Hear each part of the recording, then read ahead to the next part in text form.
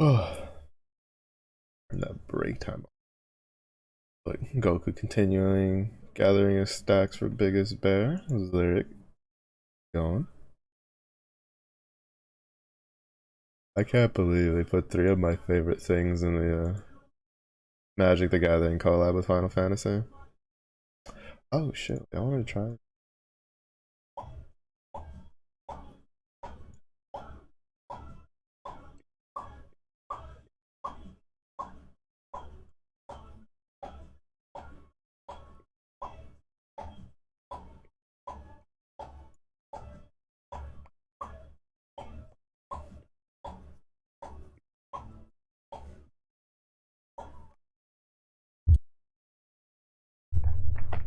No, just saying congrats on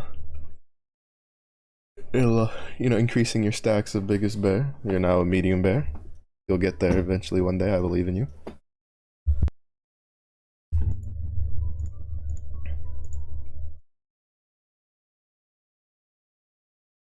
Uh, Alright, get out of my face. Oh, cease, desist.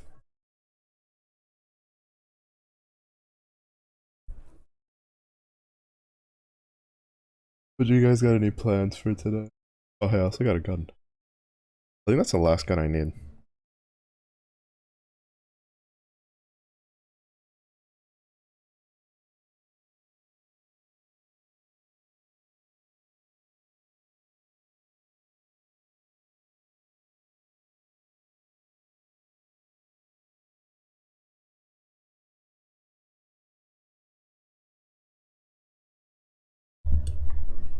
Stun counter represented slow approach, and then first strike and death touch on your turn. Yeah, it was really good. I love them. I love tomberries. Tomberries are one of my favorite creatures. Final Fantasy.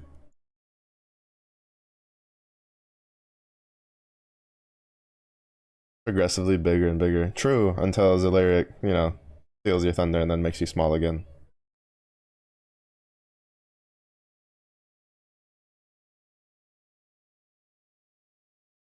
Yeah, they did a really good. You piece of. I knew it. I knew it was gonna do it. It does it every damn time at the end. I hate this game. So annoying. So annoying to try to get the grand success at the end. Like when it's not like the event, right?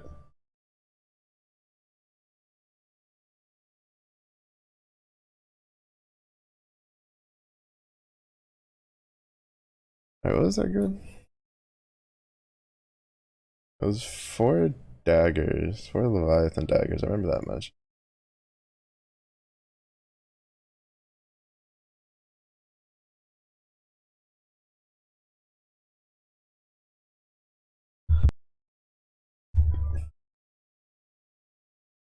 But yeah, I'm kind of cooked though. It's fucking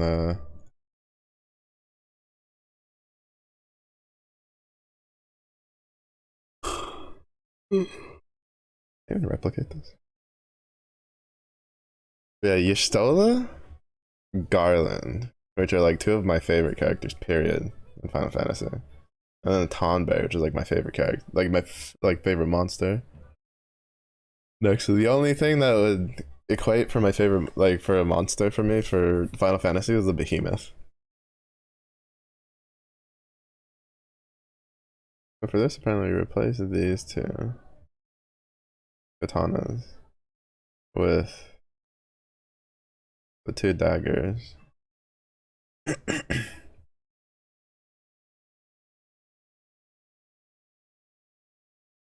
too lazy to fuck with that now. I'll deal with that over the weekend.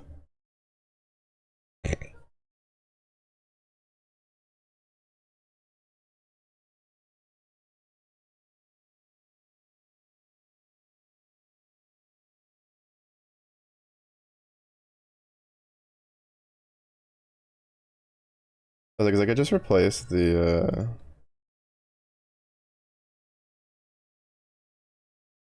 harp for the Gabriel deck, even though it's not like uncapped.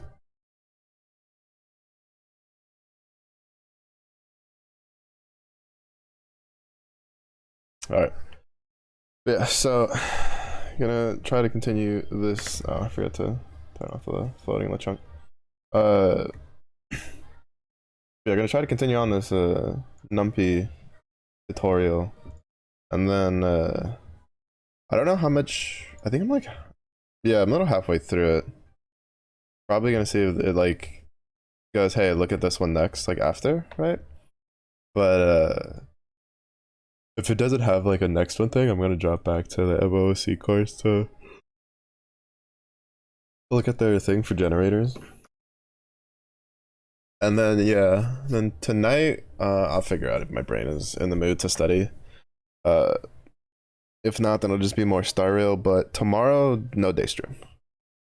No day stream tomorrow. I gotta like cook some stuff, and I gotta pack my room up, and then whatchamacallit, pack my room up, and then be like available to move stuff around for my parents. So yeah, no day stream tomorrow. So I got one of the free condex spots.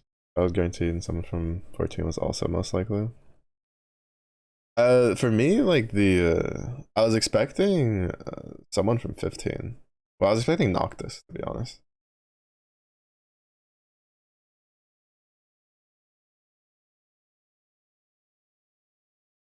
Because he was pretty popular.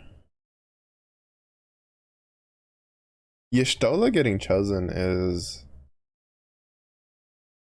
honestly unsurprising and surprising at the same time. Because it could have just as easily gone to Thancred, but aside from MC, I think Y'shtola is the only Scion that's anywhere near as popular.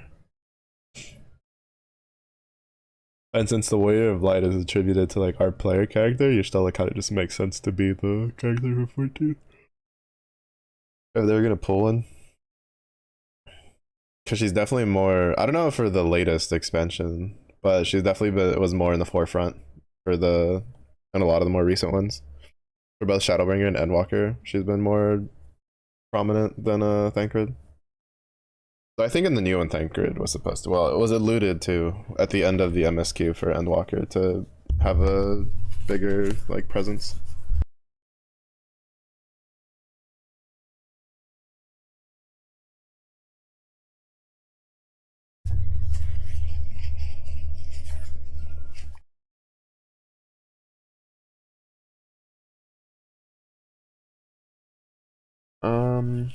Where were we?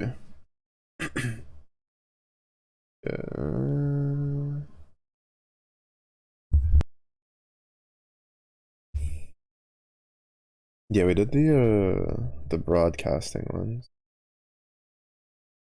Vectorization is the process of modifying code to utilize array operation methods. Array operations can be computed internally by NumPy. NumPy. Using lower level language leads to many. Execute faster. Alright, I wanted to do the time thing.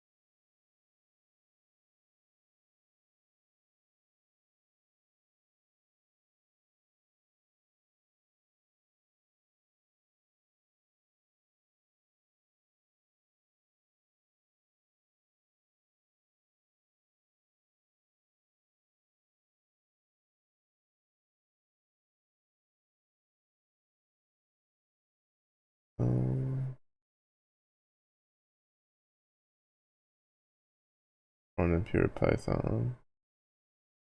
For loop. I need to make non-vectorized code function more backlit. That occupies 3 more lines of code than the vectorized version. Backness is in part because the looping in the vectorized version happens in the background. Clearly, vectorized code is more compact. Time difference in computation.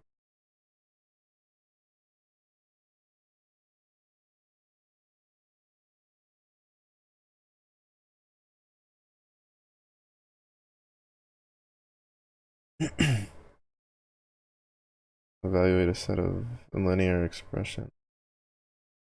Again, this task to accomplish after using either using for loops or using, in this case, the vectorized version will use matrix multiplication to evaluate the linear expressions.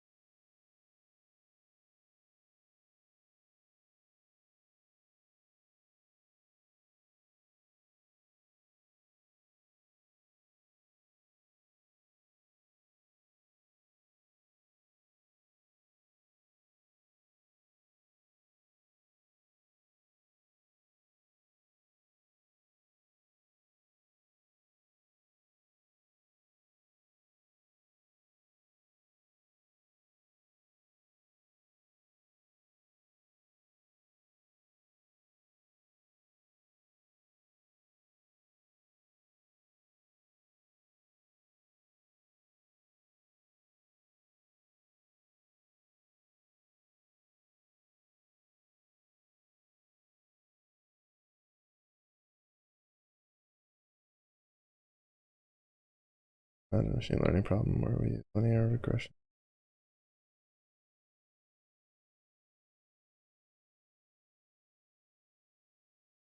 Things like the amount of available wind energy, current, pricing current.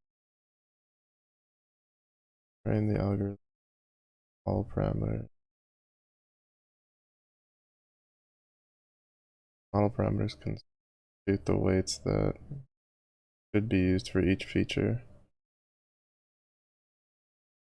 For instance, I represent the price of gas. The model might find that gas prices are particularly decisive in determining price of electricity. Corresponding weight would be expected to be much larger in magnitude than other weights. Most important feature is the result of this prediction returned by a linear regression model for a given set of x. Furthermore, let's assume we have a set of data. In other words, we have x for which we like to take predictions calculated be a total of n hypothesis output calculated concisely to find some arbitrary values. Best example, the vector model parameters in a machine language or our model parameters would be calculated output. An optimization procedure for sake of this example, we'll just use arbitrary values. 1 by 4 array. Each row is a training. Let me go to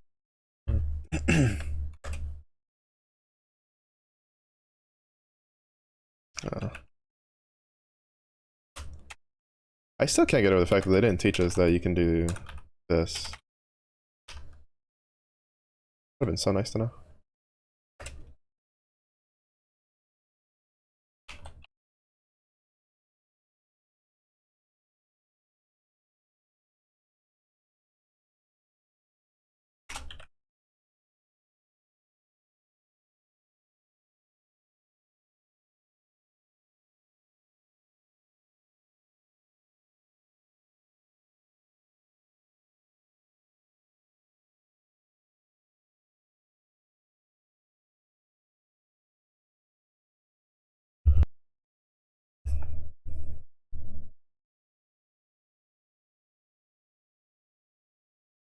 Because they showed us that you could import everything from the library. You could, from this library, import this specific thing. But they never talked about the import side where you could like wrap it together.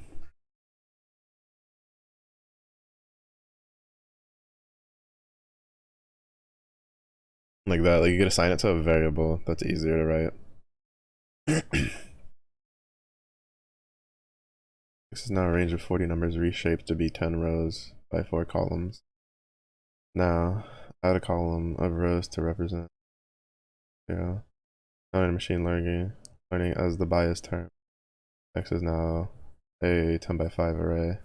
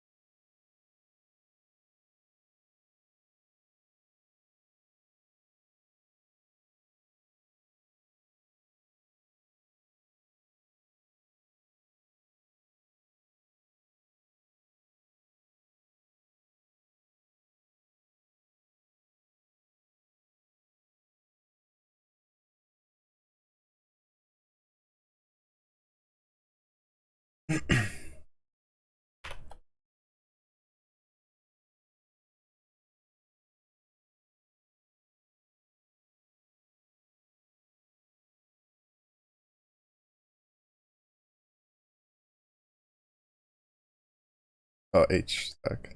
I don't know why I put HP stack for. Me too.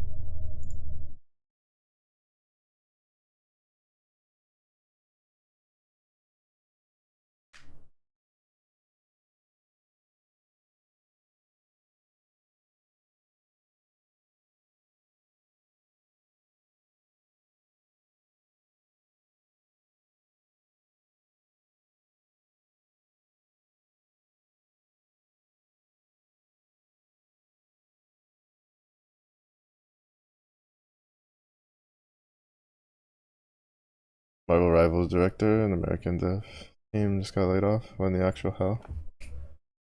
A Google. Let's see. Reddit. What do we got?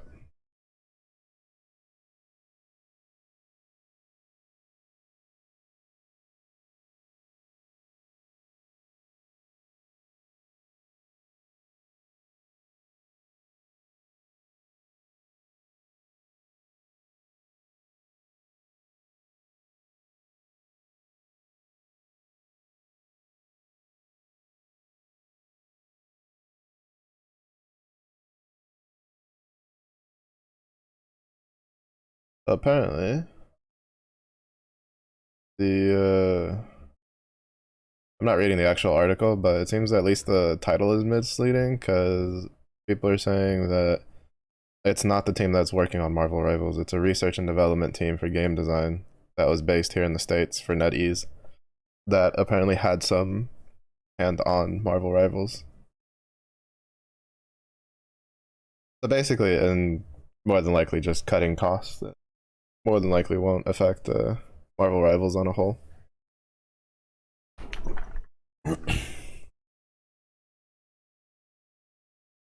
Oh, classic internet.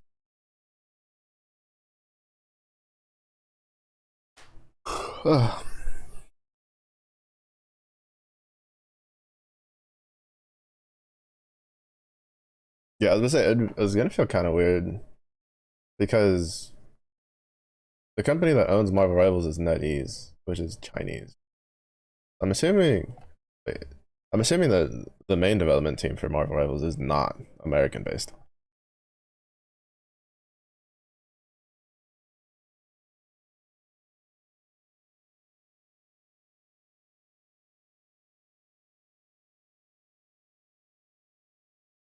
But it'd be that way. That was one of the big issues with BioWare. For instance, with Mass Effect Andromeda, Mass Effect Andromeda had like a bunch of problems when it launched, and a lot of people were just ragging on the team that worked on it. And then it came out that BioWare kept like shutting down the studio that was working on it and like moving the project over to someone else, and caused just a shit ton of problems. Yeah, being in like an actual game industry for a job is pain, honestly. Like it's why like I think if I ever do a game, it'll be like a small dumb game I do on the side myself, just for the lulz, and not like an actual game in the game industry. Because well, one, the hours are long, and two, it's honestly a very volatile market to work in, especially nowadays. I don't remember the name of the game now, but I remember there was a game that had a trailer that garnered a lot of like attention. Like a lot of people were really hyped for the game, and I think this was about like maybe 2 3 years ago. And they showed it like one of the like the game award like style of stuff, and people were really excited, and it got a lot of buzz on the internet.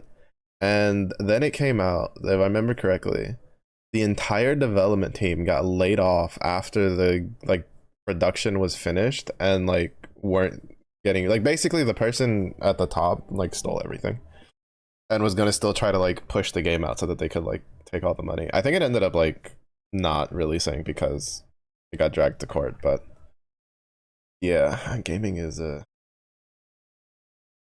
slippery slope. Slippery slope.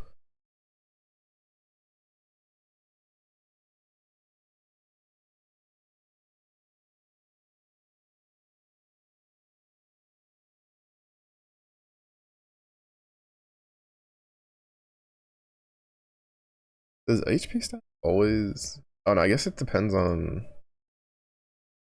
like if I do X and then one, ones should be at the end, right? Yeah. Like an append to the beginning or the end. I'm assuming if I want to put it in the middle, I'm going to do some other shenanigans. Mm.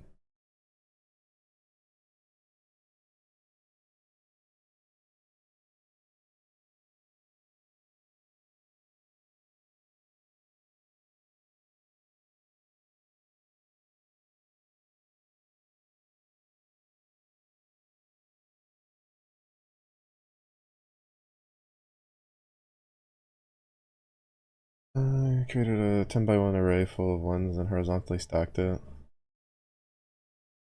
to the front. Let me put that back to what it was supposed to be.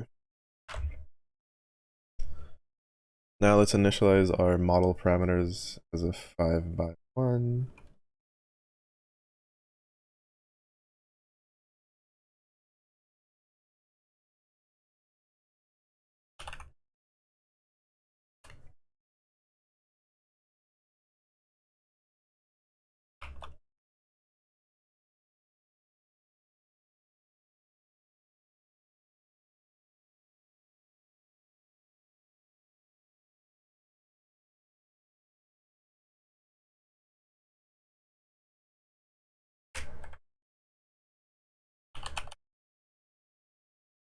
Honestly though, speaking of Marvel Rivals, I'm kind of curious if they can avoid the stumbling blocks that Overwatch had.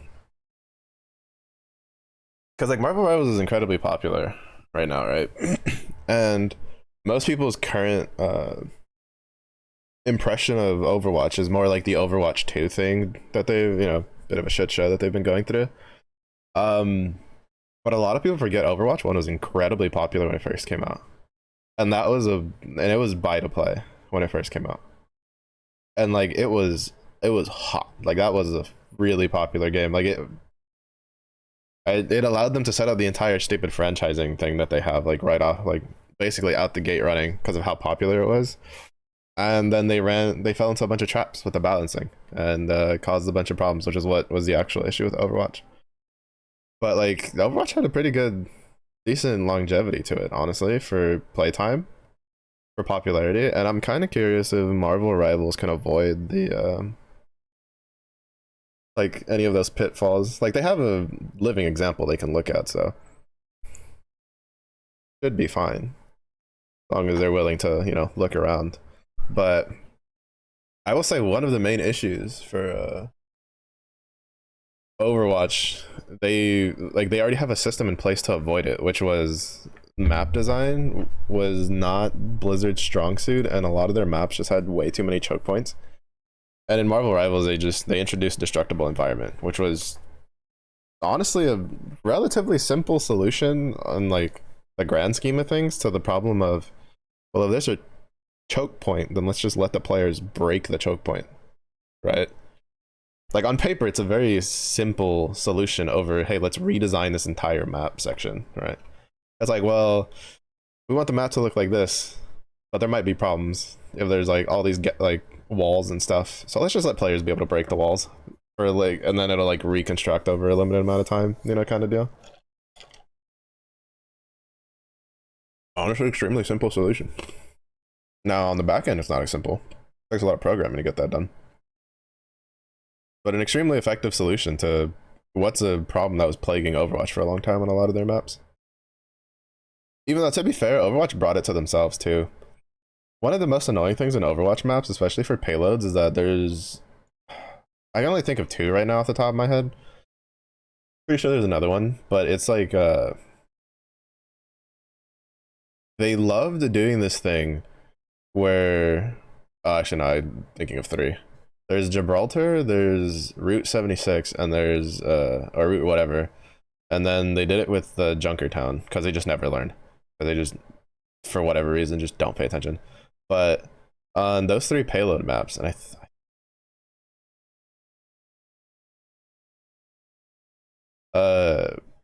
they solved it in Eichenwald.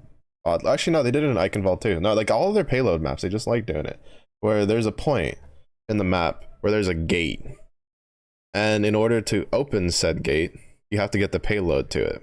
But once you get the payload through the gate would then close behind you into, thus making what? Choke points. And it was like one of the biggest complaints for Gibraltar as a map in general. Same thing for the Route one. I think it was like Route 66 or Route 76, whatever the fuck it's called.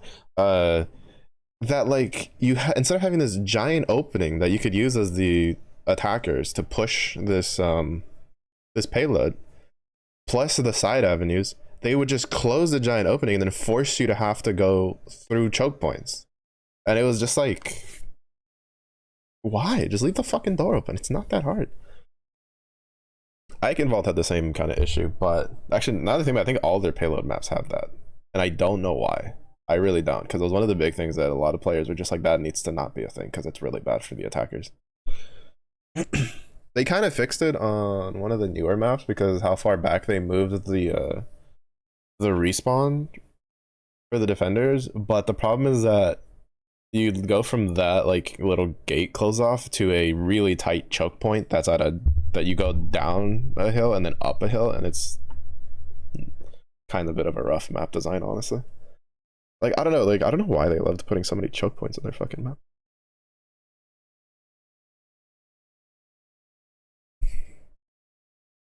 I'll get off my map soapbox for Overwatch. I could go on for like hours. The map designs that they had in Overwatch like just annoyed the crap out of me. Some of it is bled over into rivals for the capture point maps. I absolutely detest capture point maps that have like a death drop next to them in any sort of like game, honestly. That's even more so if the game has like a character that can, you know, quote unquote boot people. Or like have some sort of like, you know, something, right, that you can pull the person, grab a person, throw them. It's just like if you're gonna have that sort of character design, I for me personally, it's like I do not want maps where they can easily knock you off the map from on the point. Because it's just because there's just people, that's all they do, and it's just really annoying. Armed with our X matrix and our vector theta, we'll proceed to find vectorized and non-vectorized versions of evaluating the linear expressions to compare the computation time. Yeah, I'm not gonna be comparing any computation time because I don't have I'm not using the Jupyter notebook.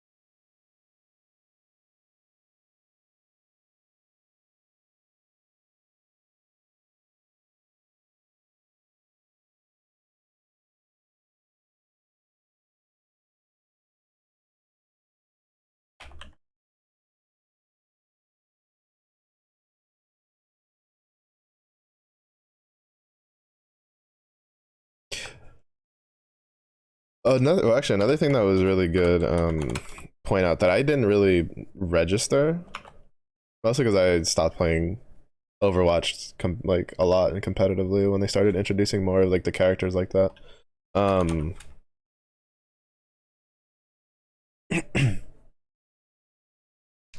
uh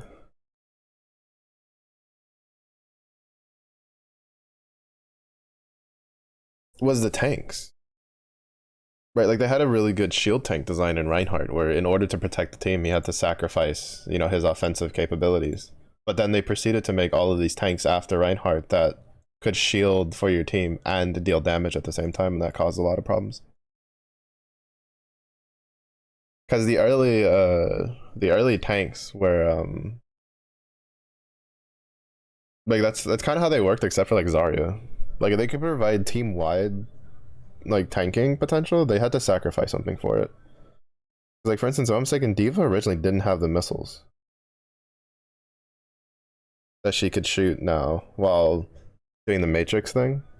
Like it was literally like you're shooting people or you Matrix. Reinhardt, it was you're swinging your hammer and fire striking or you're shielding. So you had like a decision making process there. But then they started making characters like Sigma and Orisa where you could place a shield at a location and then still be offensive. Now, obviously, their shields were weaker to quote unquote compensate, but I think like it was still a case of there was no real trade off, right? Which I think was part of the thing that led to some of the issues with some of the metas, on top of the fact that like someone like Zarya existed.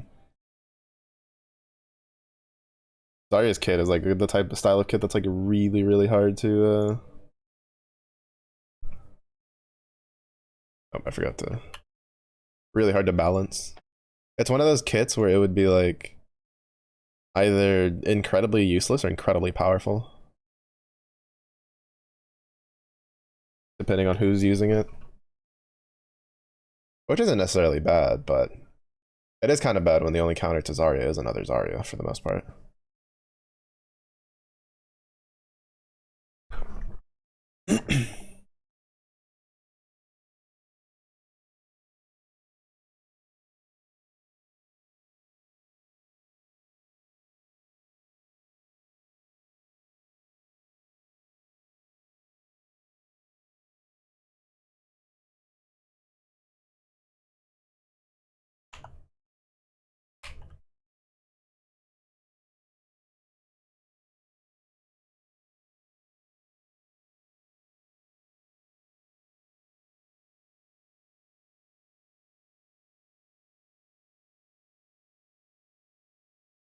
Oh no, this one returns like the actual number.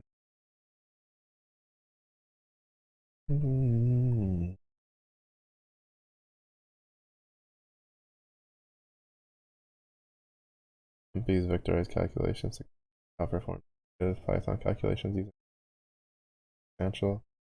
However, vectorization does have potential disadvantages. Vectorized code can be less intuitive to those who don't know how to read it, and can also be more memory intensive. The skill of knowing how much vectorization to use code is something that you develop with experience.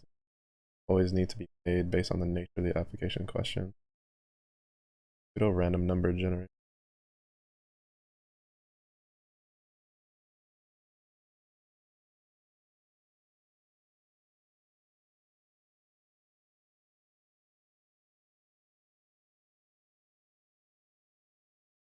Being able to generate pseudo random numbers is often necessary. Include modeling noise and Monte Carlo simulation. Monte Carlo? Not a car. I know it's not in this case, but isn't there a car called the Monte Carlo? I feel like there is. My brain wants to tell me there is. Old car.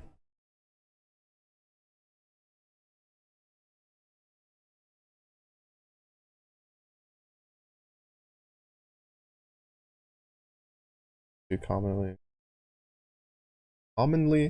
why did I want to read that as commonly? As too commonly encountered probability distribution and normal distribution. Or map plot. Again.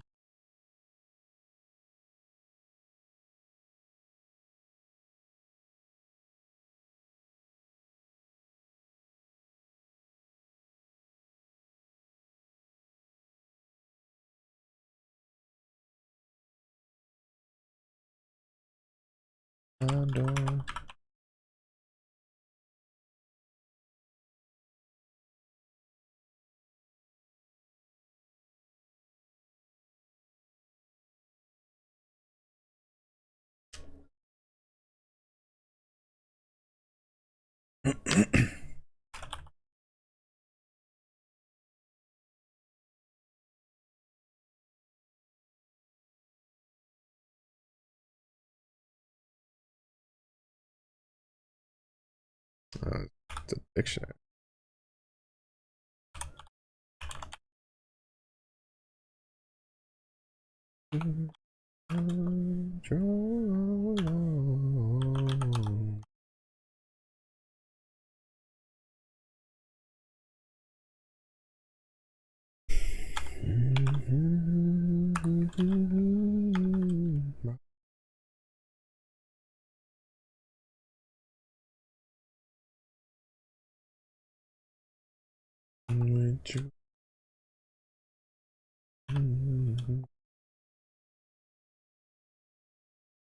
The uniform will generate 1,000 samples randomly selected from a uniform distribution.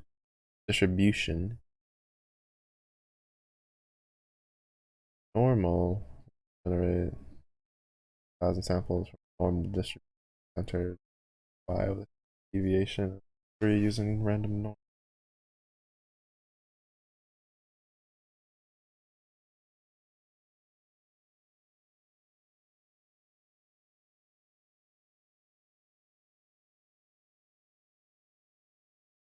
Oh, I think I need to turn my space heater on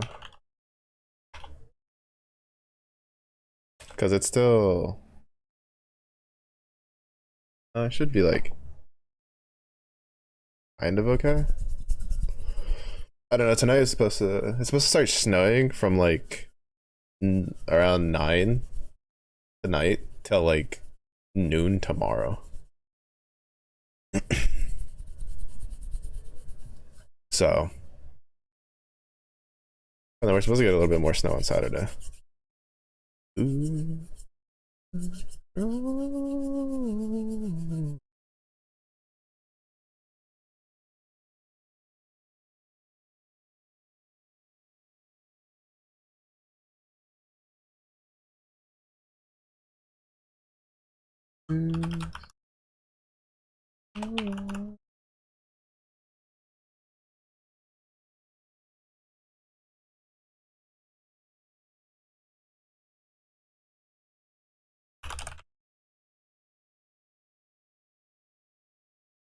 Was 5 scale equal 0.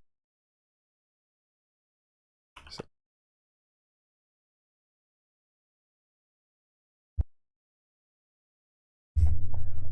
here's a plot of the histograms for the uniform data and the normal data.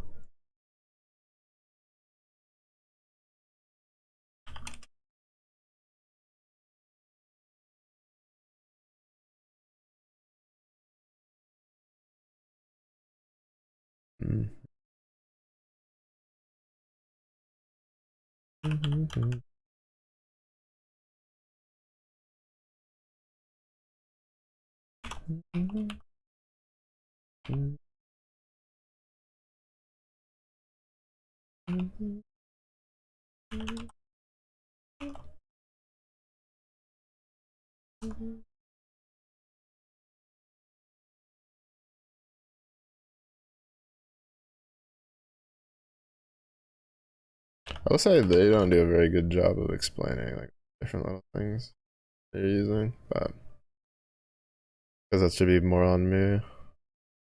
I'll have to search a little bit. This is kind of just, for me, this is mostly just like trying to get an introduction to NumPy.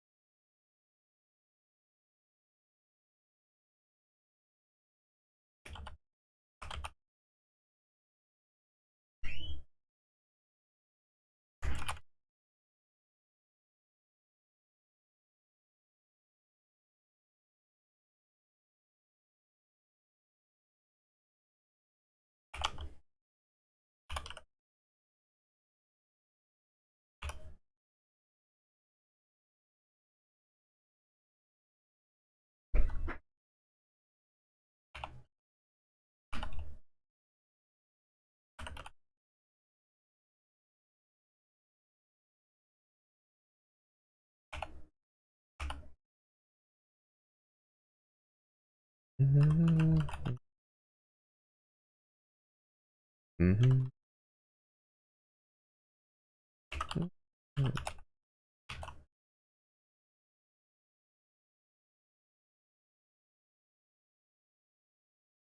Hmm.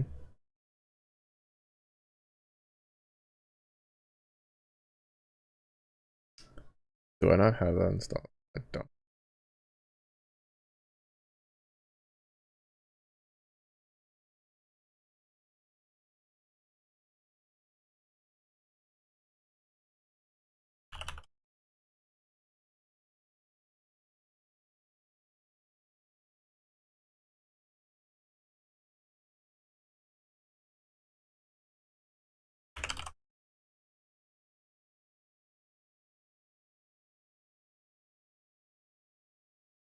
Mm-hmm.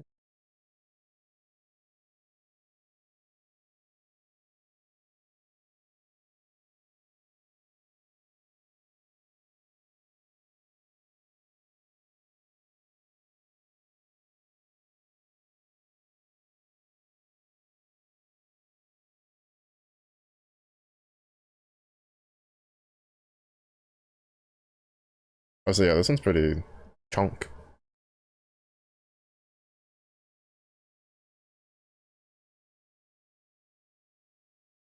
Uh, oh.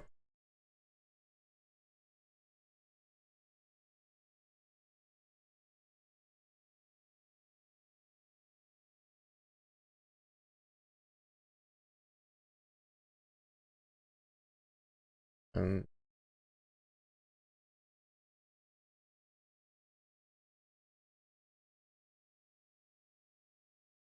is the direct cause of the following exception? Ice and mark size is not a valid RC parameter. Valid. Oh.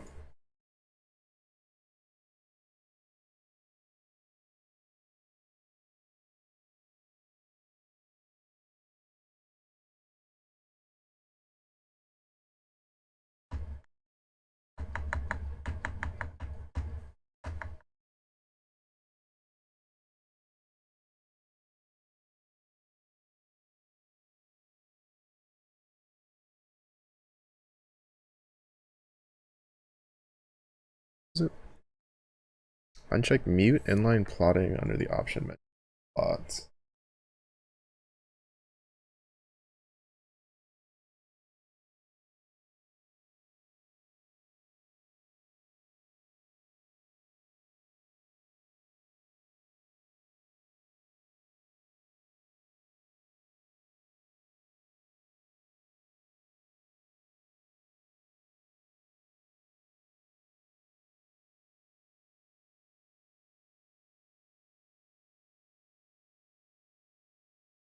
Hmm.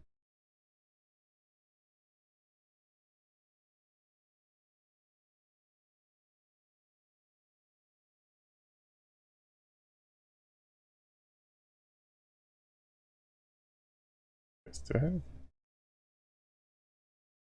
There we go.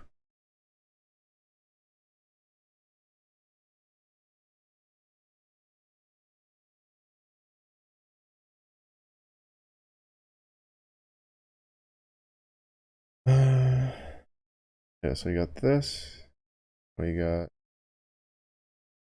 something different. Oh, it's not completely the same.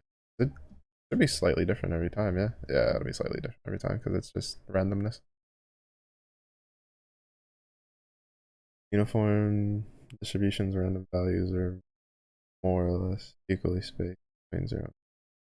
By contrast, the values normal distribution take on characteristic bell curve shape. You can now use sets of random numbers we've just generated to in further computations. Leave that for another time. Bruh. I think like there's been at least 6 different occasions where they're like, well, yeah, you can do this with this. We'll talk about it later. Oh, you can do this with this. I'll talk about it a different time. You can do this. It's like, bro, this is like Just put it on here, but alright. Get it.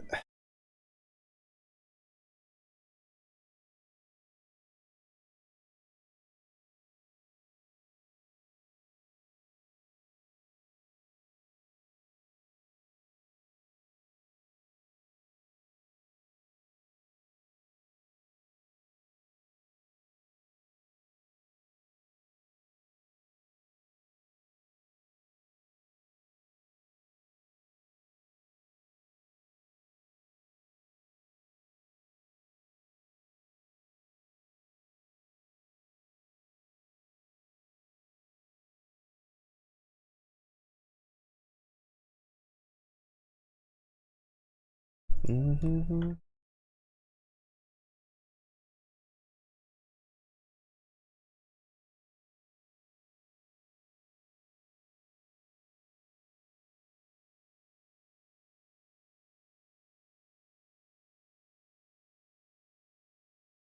Now we know the basics of broadcasting and vectorization of everything to start diving into the electricity data that we imported at the start of this article. Let's assume we'd like to understand how the USA's electricity generation was changed over time.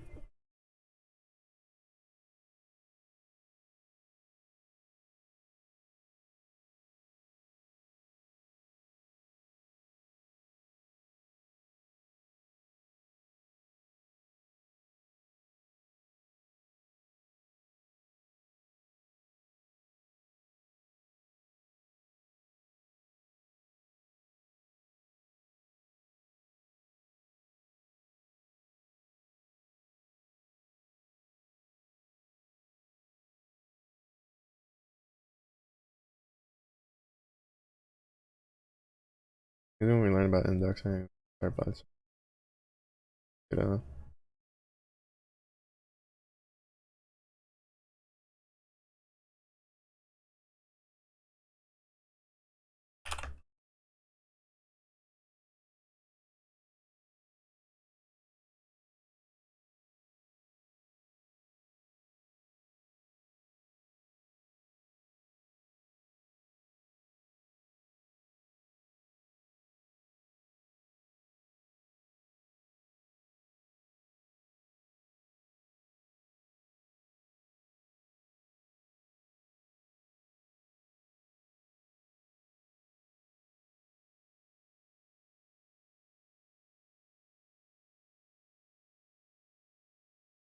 Mm-hmm.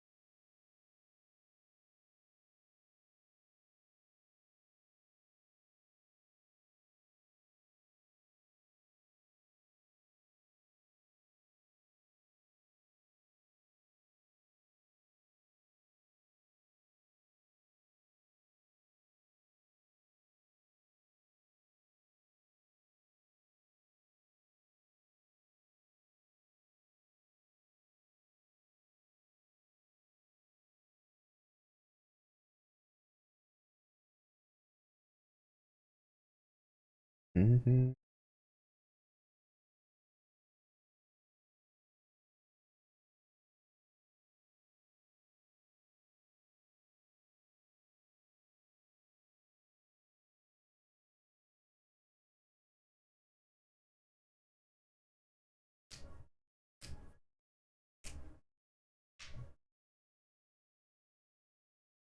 I need to figure out what. Yeah, I'm gonna keep. Because they come to pack the house on like the 25th. And I don't have space to keep the chair that I use. Because I'm keeping like one of my tables. Because that one, I can take it apart pretty easily and it doesn't take up a lot of space. But I don't know what sit in if I do keep it. Oh. Mm.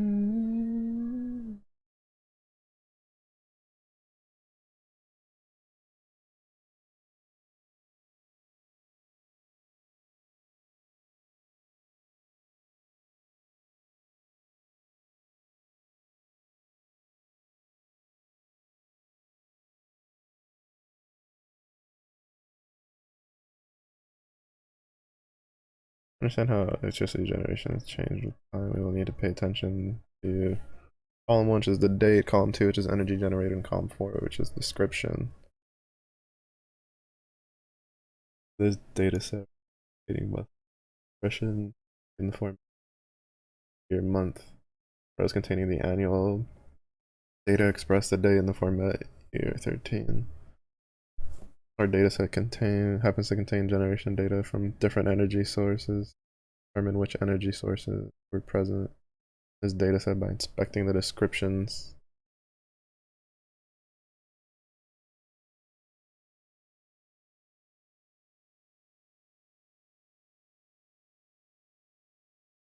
NP unique function makes it easy to see all energy sources. Return all unique values in the array.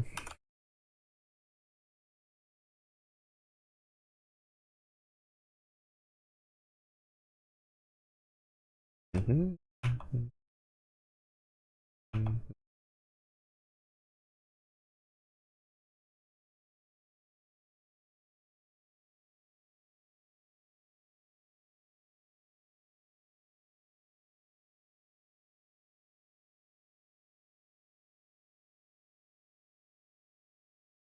Total 13 categories.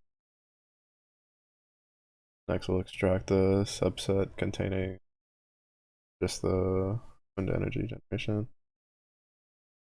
Intensive use of mask arrays we looked at earlier. By retaining all the rows that contain. First, create a mask array that contains true entries for every row of data.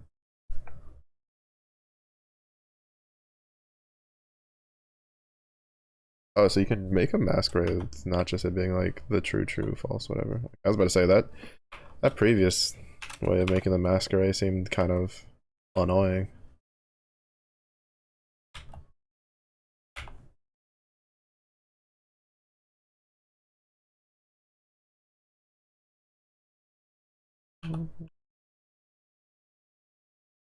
Hippity hoppity, your is my property.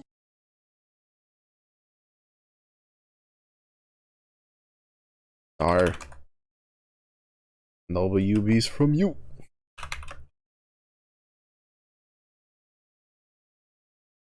I need them to type. How will I learn the secrets of the electricity?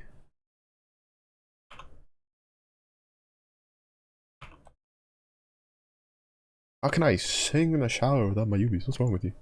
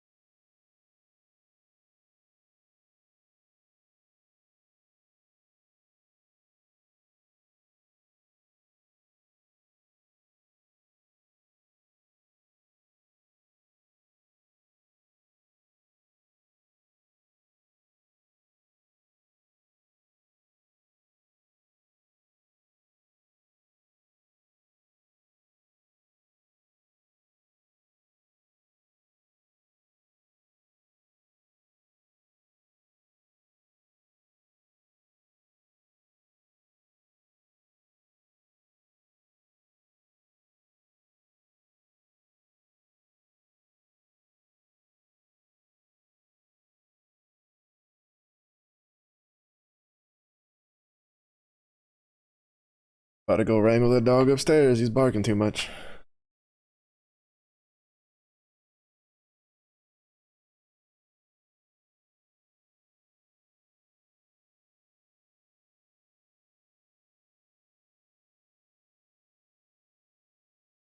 Okay, so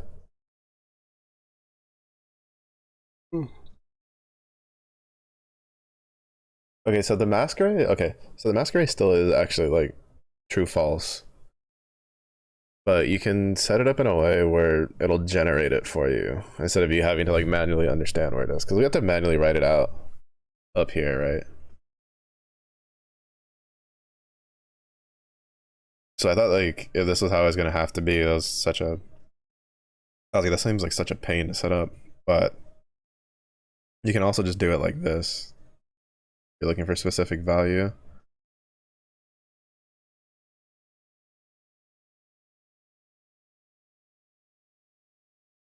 One second, I'm gonna go get my dog.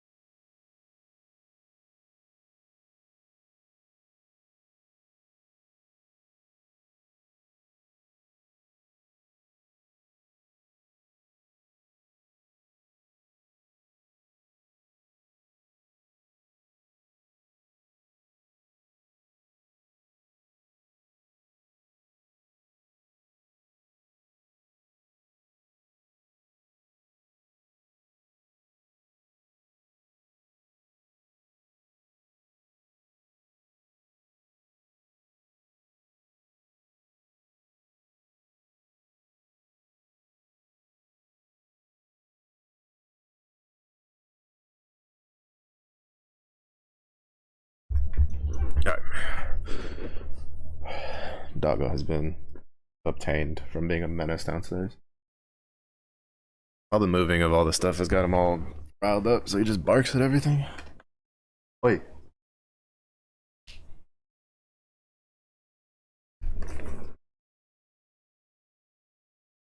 Shaking my head. Dogs get old. Oh, yeah, it's kind of chilly though.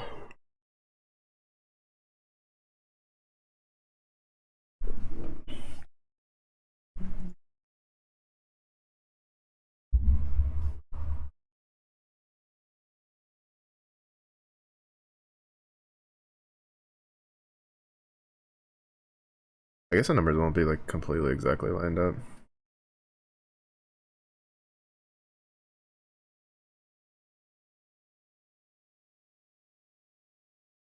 Yeah. Broadcasting allowed the generation of an array based on logical evaluation of whether each string element in an array was equal to a single string.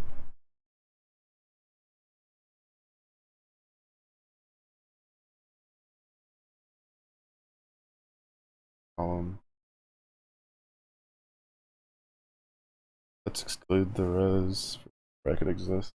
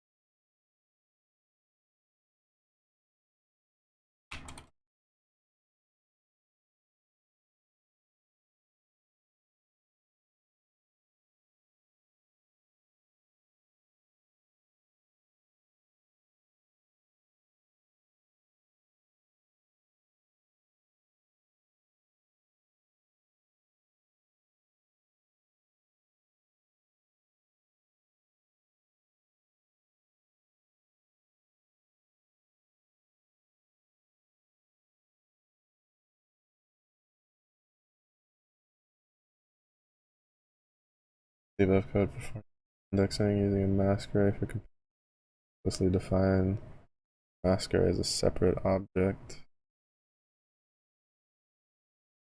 Let's retain only the annual data. In other words, keep only rows with a value and 13.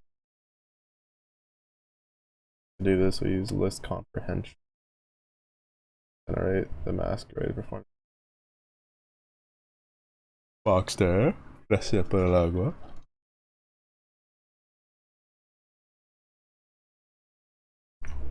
How are you? How is the day going?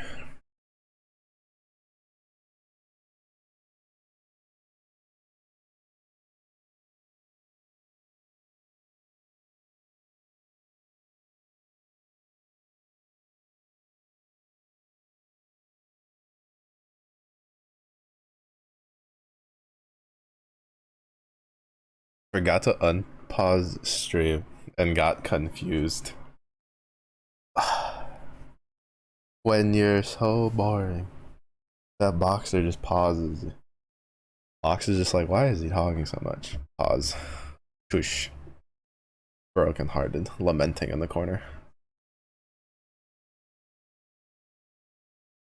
Doing stat homework right now. Oof. Stats. That's doobie. But I remember looking at university, I had one of the guys I knew how to do statistics. And like I remember looking at one of his homeworks and I was just like, I'm pretty sure I could probably figure out how to like everything you're trying to figure out, but that is way too much crap going on for me to even attempt to do it.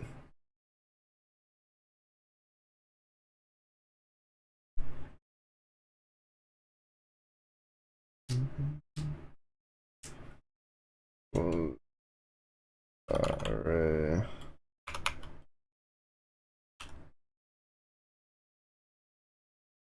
Nice.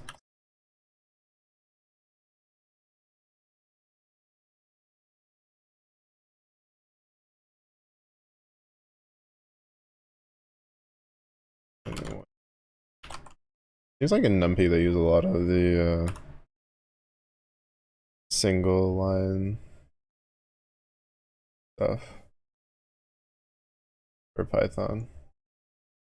You hate it so much. You just hate it because of the way like all the different things you have to keep track of, or you're just not a fan of numbers?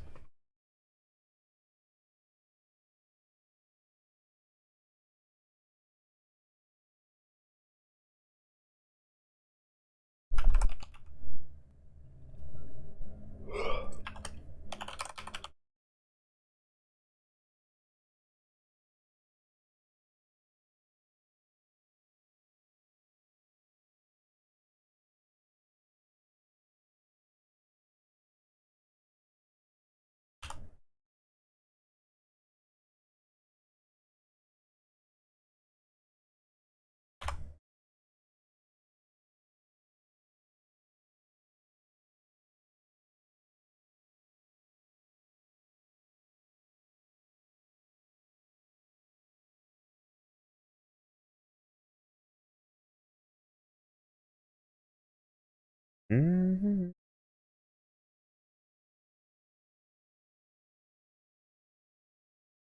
Or so the theory says, so it's a lot of just work to figure out things and the what ifs.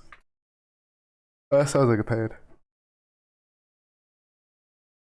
Honestly, sounds like a pain. Sounds even more of a pain than the numerical side of things. Well, what if none your business? That's what if, right? What if it's none your business, huh, Professor?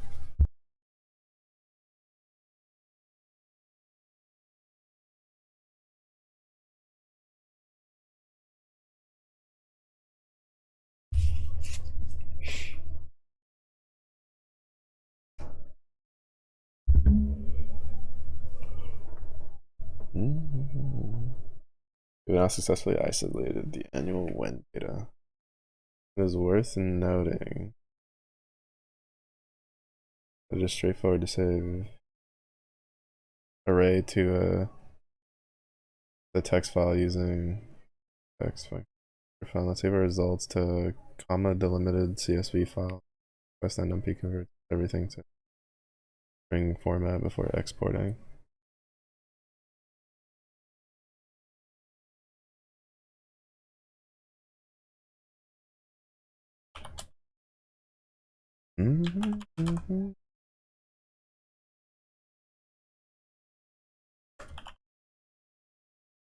What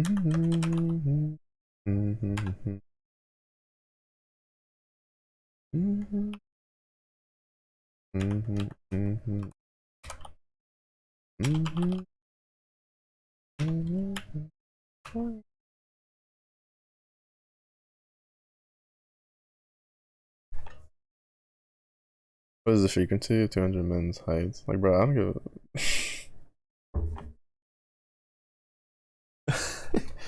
It's just like, what's the frequency of 200 men's height? You just turn in their answer is like, probably still taller than me. Just turn it in. Just be like, boom, there, done. You're welcome, prop. You can thank me next week. Whoa, what happened to my team? They just got completely deleted. I do not think giraffe and cats can deal with that from not even 20%.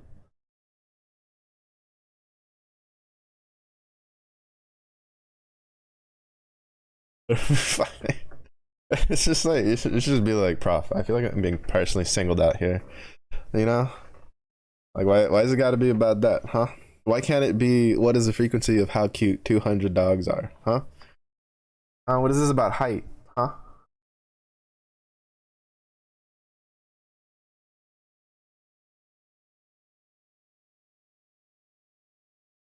Oh, oops.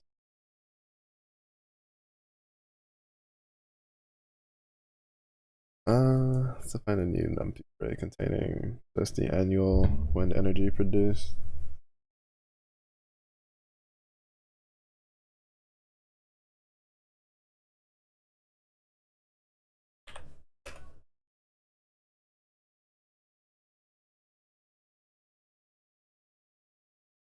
Yuki, thank you for the lurk.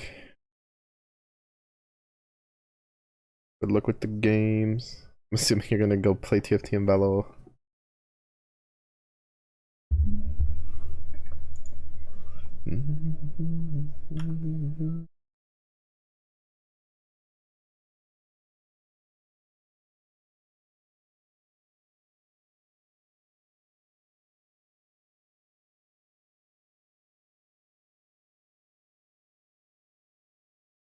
This can go.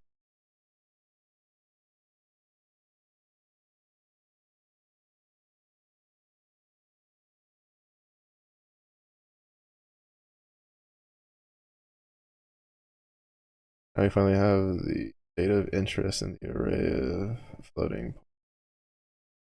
I start taking advantage of some NumPy functions that can quickly and easily perform numerical operations on our array.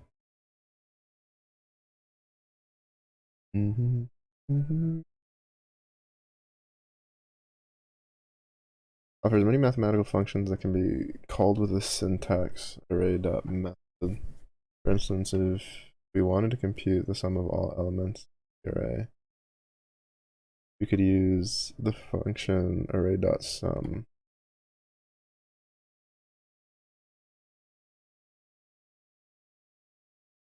So as long as it's in an array format, we can follow the different functions.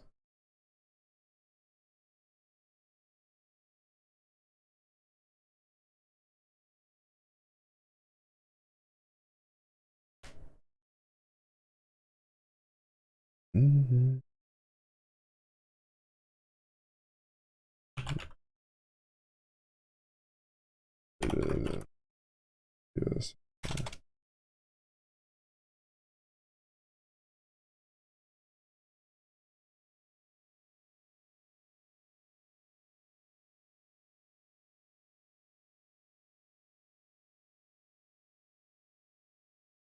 Mm-hmm.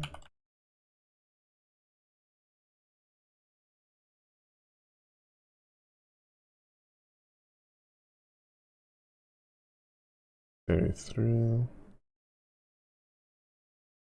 Numbers aren't gonna like perfectly match up because this was like from 3 years ago, the course.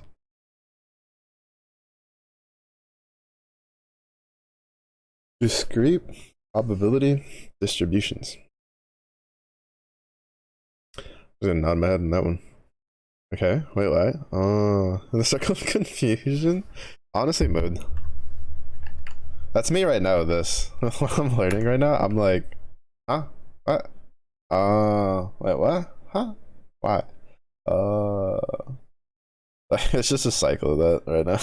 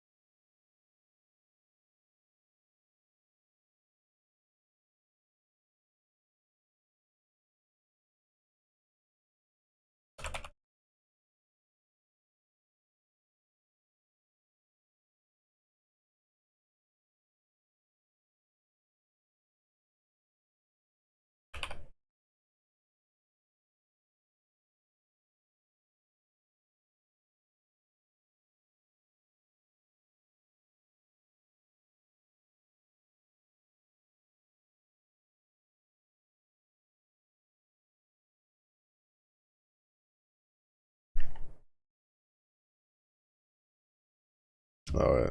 Didn't change this one.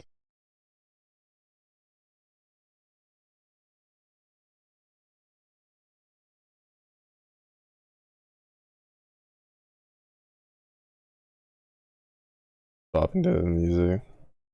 You're like, wait, I gotta focus. Nah. You realize you've bopped to too many beats in a row, and then you go like, hold up, we're locking in. Never mind, unlocked. Unlocked. Abort. Abort. That's such a mood.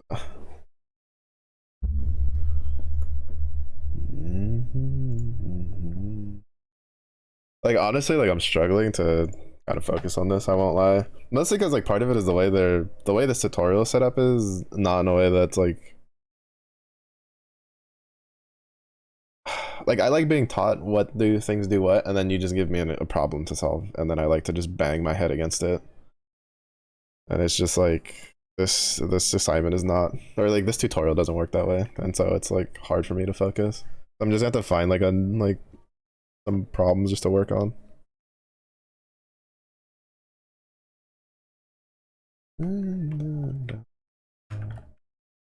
These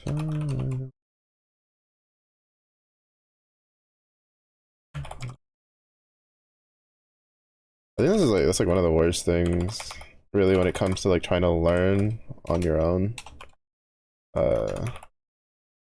skills, is a lot of times like you hit a point where it's not very clear cut how to like continue into like what sort of skills to learn and expand on. It's a bit less of an issue when it's like for when it's something for that's more like hobbyist, but when you're trying to like learn something to just improve yourself, to try to like find work, it's kind of that's like because that's the point that I'm at right now, is like I don't quite know where I should be devoting my energies to learn in regards of like I know what I should be learning, I just don't know where I should go to like get the knowledge. So it's been a bit of like floundering around, and with the move coming up, because what is it, tomorrow I'm not going to be streaming during the day because I need to completely finish packing my room. Because well, just to make sure, because I'm going to pack up with, I have like 2 boxes up here to pack. And then in case I need extra boxes, that way I'll know, because the movers are coming on Tuesday for 4 hours. So that means like everything should be packed up and they can just put stuff. And then we're officially leaving the house on the 27th. Which kind of sucks because like honestly I'm gonna be like super late to Monster Hunter Wilds. I need to pre-order that though. I probably won't be able to play Monster Hunter Wilds like a week after or something, because I have to wait for them to bring the trailer to the other house, which I think I was told would be around like the 3rd or to the 5th, like somewhere around there. And then unload all that, and then you know put the desk and stuff. We'll see if the desk survives the move, and then if it does, then like set up where I'm gonna set up and stuff like that, and it's just I'm gonna be pretty late to Monster Hunter because there's no way my laptop can play Monster Hunter Wilds. So yeah, my brain is like right now being like, bruh, I don't want to have to be doing all this like extra thinking with all the other extra thinking I have to do. So it's having a hard time focusing on this like NumPy stuff. Every detail in like 2 plus 2 equals 4, I would understand. Yeah. Like in this case, like I don't know, it's just like they jump around too much in my opinion. Like at the top of the article, they introduced this like file that we use to like uh be like, here's how you do this to collect all the information to manipulate it. And then they completely shove that aside for like 3/4, like the following like 3/4 of the tutorial is teaching you other stuff. And then at the very end, they're like, all right, now we're gonna go back to this thing that we told you about like way early. And it's like, bro, like what? Like why? Like why did we even go over it at the beginning anyway? Like it's just weird, and my brain's just not having it.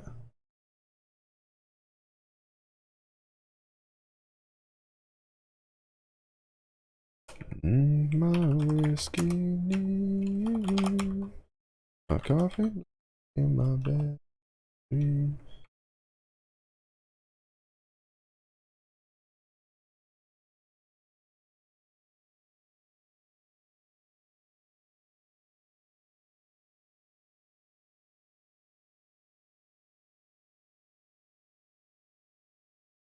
Like realistically, I am the type of person that I would rather they just be like, here, we need you to figure out how to do this. Like teach me like the very bare basics of what can be called. And then be like, here, figure out how to do this. Like how to make this tell us what information we want to know. And then I'd rather just slam my head against that for the next like week than whatever this shit is. Mm-hmm.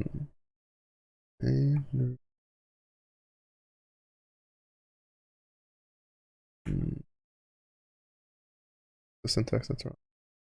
Name the wind. Oh, wind data. Forever.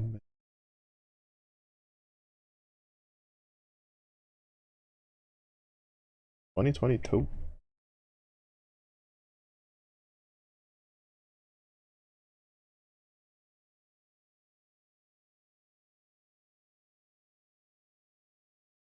Mm-hmm.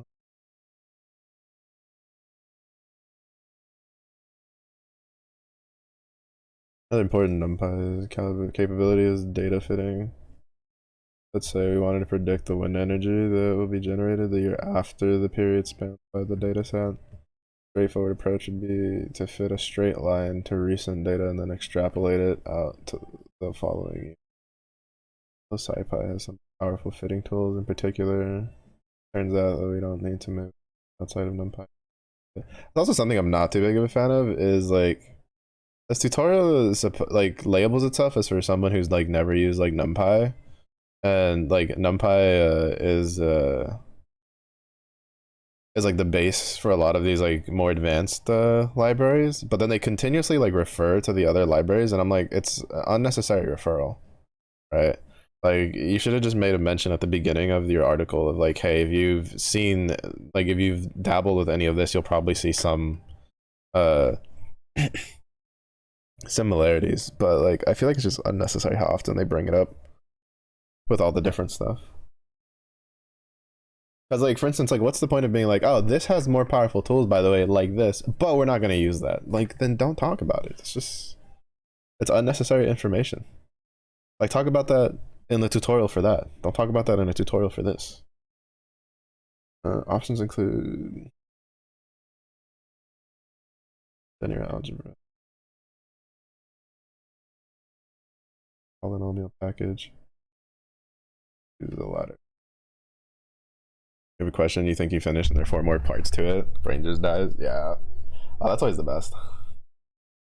You've been fighting for your life on one. You're like, oh, finally that question's done. Part 2 of 16. You're like, son of a bitch. That's just life, though.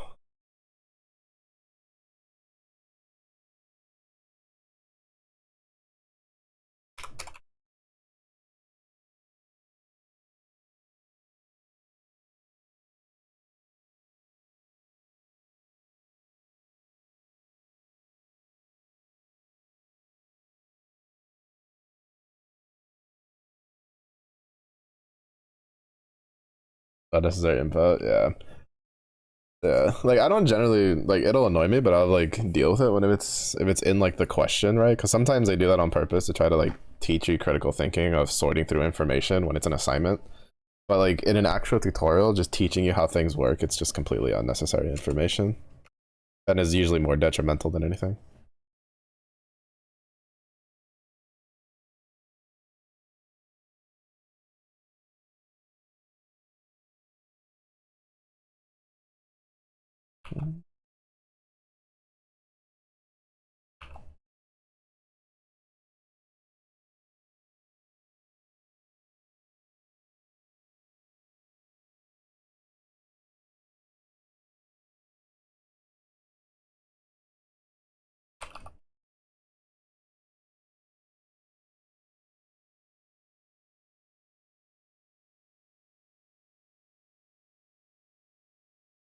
Mm-hmm.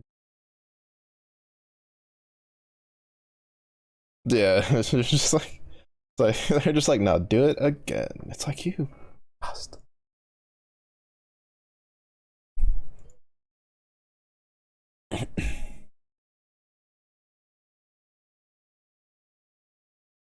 It's also why, like, especially university, I developed a habit of like reading through the entire thing just to be mentally prepared for how much I was gonna get my ass whooped.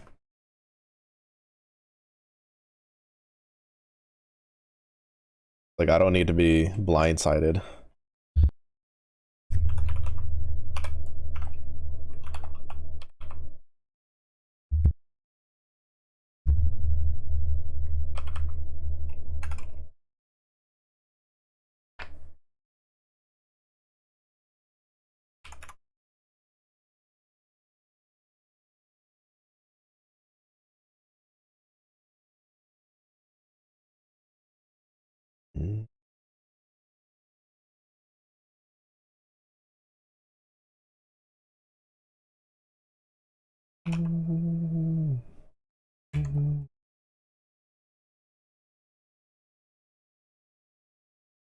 Wait, why do I have two square brackets? Oh, because I fucked up. Supposed to be it. Mm-hmm. Mm-hmm.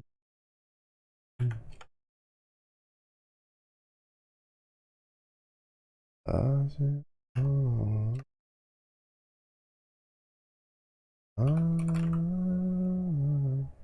I did it all.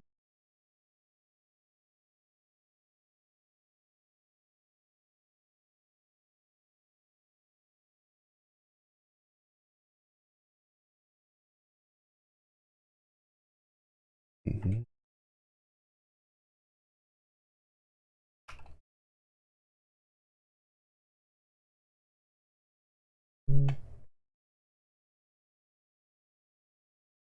Mm-hmm.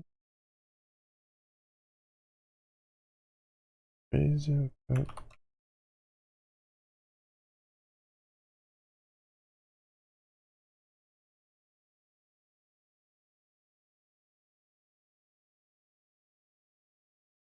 Why is this wrong? Let's see.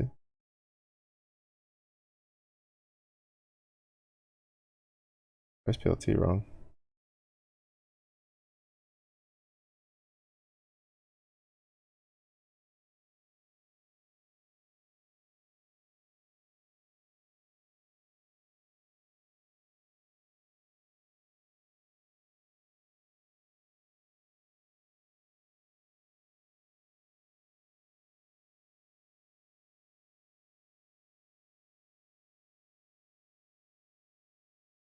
That was a good question. Where the fuck did PLT come from?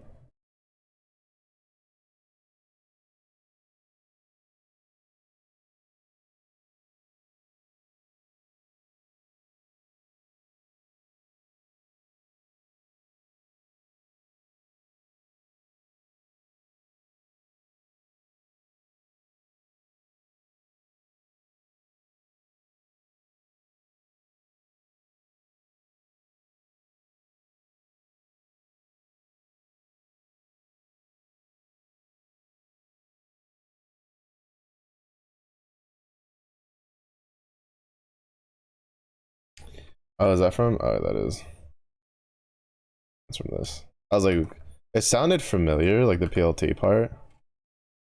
Ugh, bro. These girls, dude.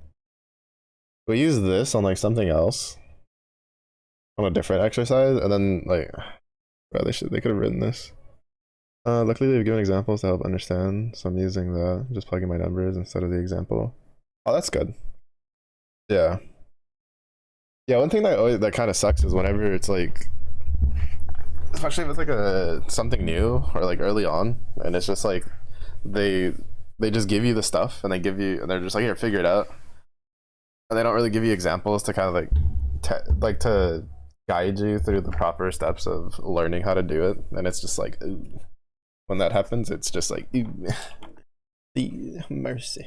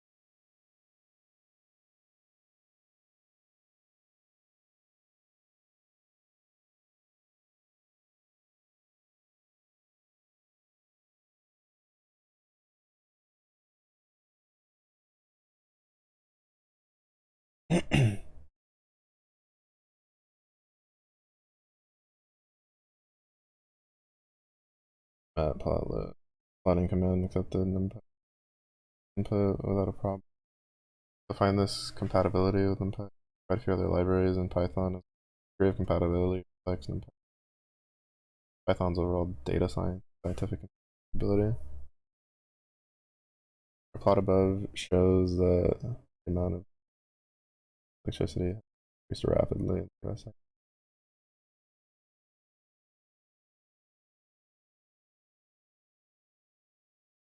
Fundamental.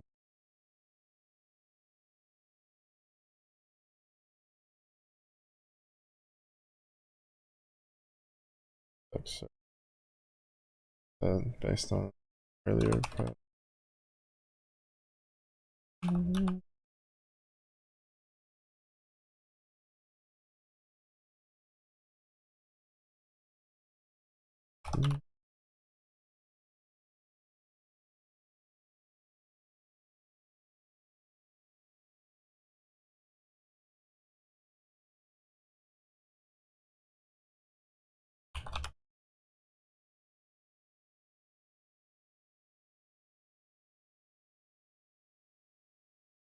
I also need to remember tomorrow to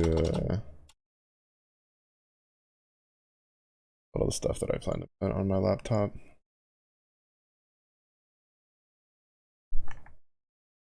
Write that down. Because like tomorrow I'm gonna be like packing a bunch of my stuff, so like my whiteboards and stuff, taken down and stored up. Honestly, probably one of the smartest things I ever did was I got like these two small whiteboards that I just have next to my computer, so that way whenever I'm like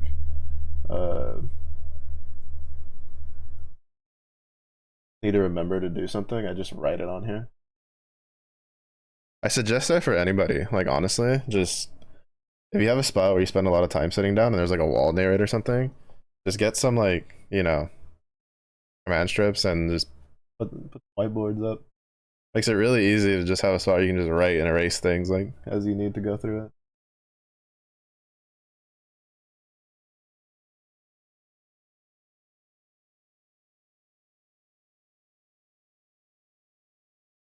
Oh, break time.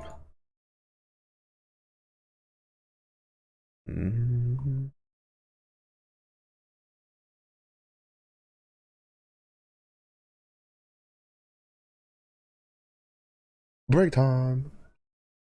Sun comes down. Down.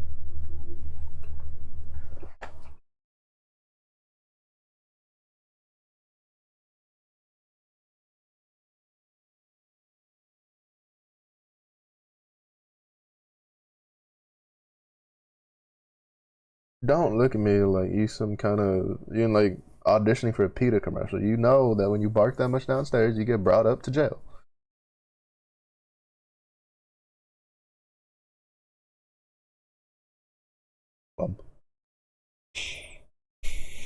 Have a whiteboard so your brain can actually see it and do it. Yeah. Like I'm usually someone who doesn't forget things often, but if I have too much stuff going on, my brain like kind of just omits anything it considers unnecessary, and then I'll just forget, never do it. So just having a spot where I can just, you know, like not having to like pull up anything, just turn around, write it down, go back to whatever I was doing. Pretty helpful. I was a really big proponent of that in this house. We've got like I have like my two whiteboards here. There's one big whiteboard, well, quote unquote big. It's not like a, you know, it's not like a classroom sized whiteboard, but there's a pretty decent sized whiteboard in the kitchen. There's a small magnetic whiteboard on one of the fridges. There's my old man has his own small whiteboard in the area that he usually spends in the living room.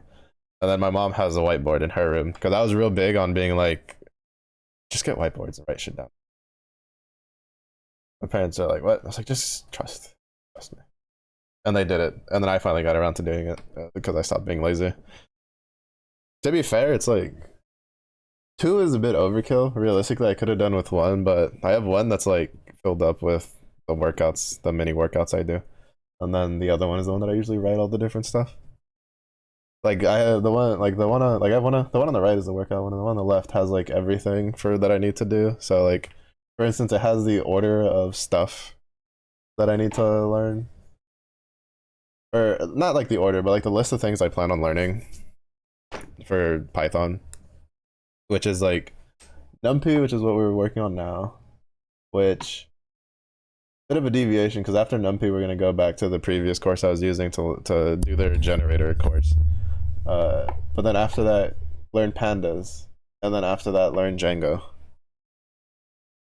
and then from there, figure out how to, I don't know, side hustle, make money somehow to build a portfolio to then, uh, put a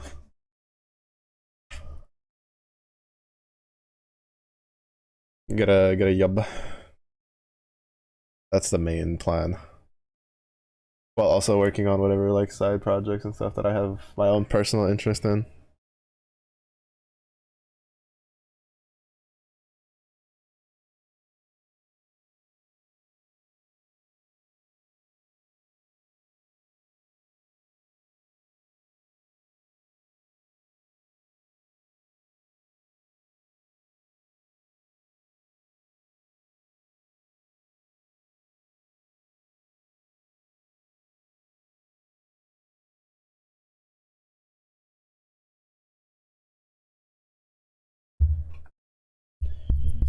But yeah, I don't know. Coding's fun. To be honest, right now the hardest part is finding like what skills I can do for to try to build a portfolio to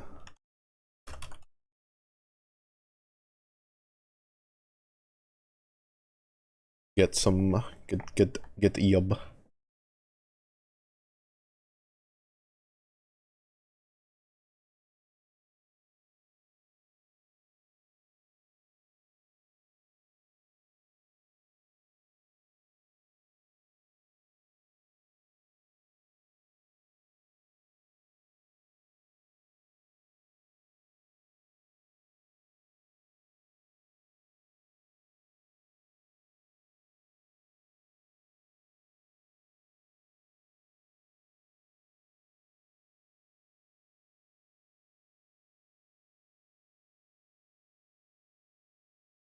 I was like, my head's bopping to it, but like I don't actually want it.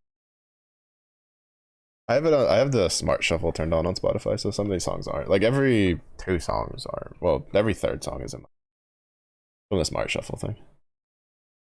It's for other, it's for person things. Yep, got do.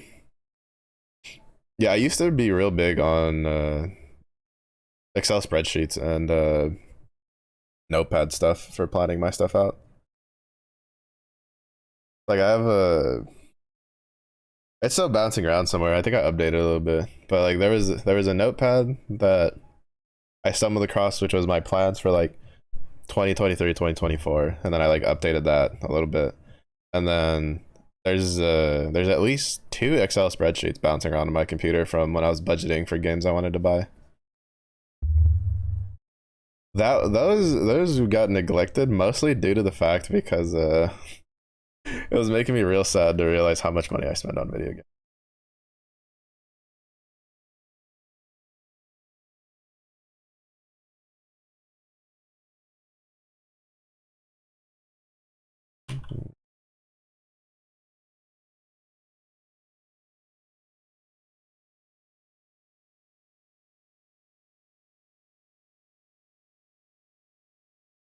Mm-hmm.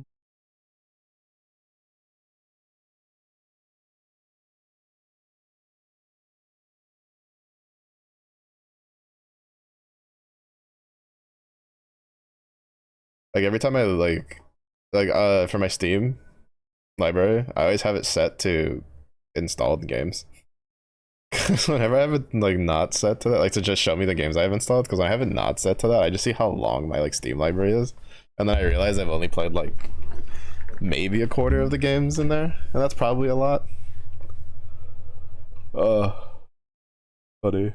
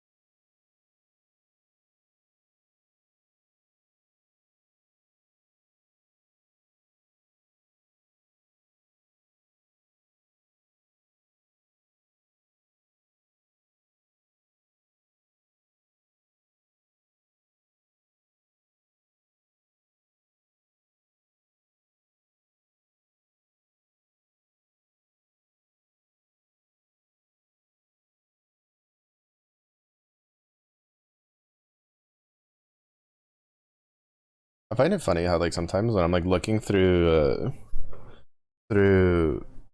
stuff for like coding and stuff, people are just like, oh, I'm so stuck in tutorial hell. Can't do anything without a tutorial. Meanwhile, I'm sitting here and it's like I have like the opposite thing.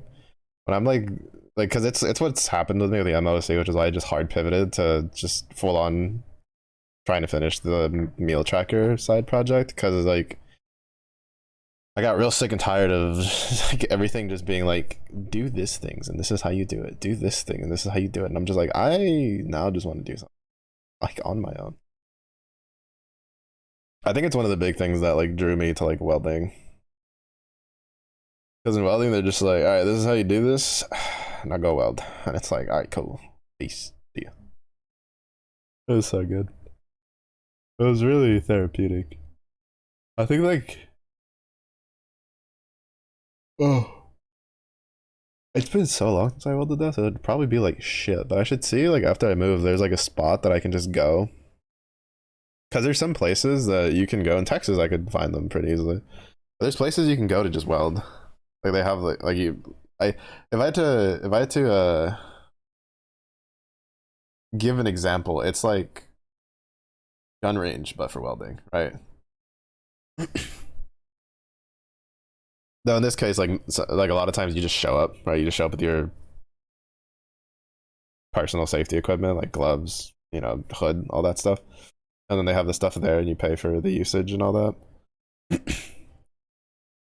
How common they are kind of depends on the area you're at, because it's really it was really common in the place in where I was in Texas when I was doing welding, because it was a bit more of an industrial area, and it was pretty common for if people were going to like apply. That's probably one of the main similarities between coding and welding, is that for a lot of the application processes, you have to basically prove that you're that you know what you're doing, right? So they'll give you like examples and stuff or like problems to solve. And in welding, it's like, well, there's jobs that they'll just hire you on the spot because it's not like really hard and they're not really looking for like something really good. And they're just being like, can you follow this line with a MIG welder? Yes, you're hired, kind of deal. But you know, for other ones, they'll just be like, all right, like you're applying for it, cool, here, weld this.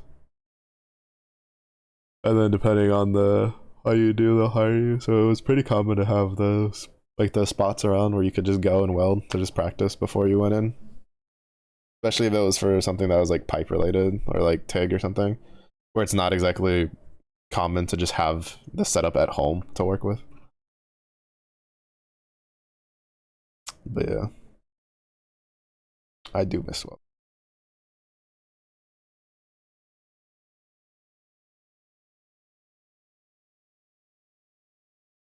Ooh.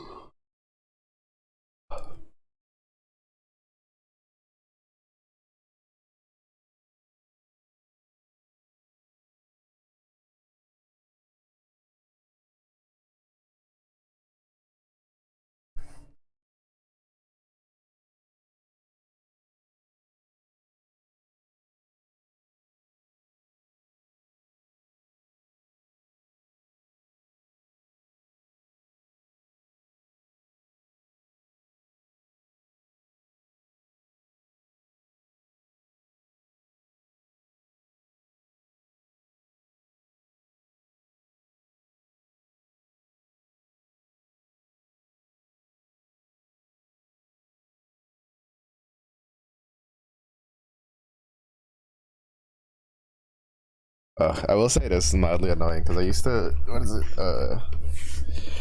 what should we call it, small bear had a dream a long time ago to make a video game at some point in his life.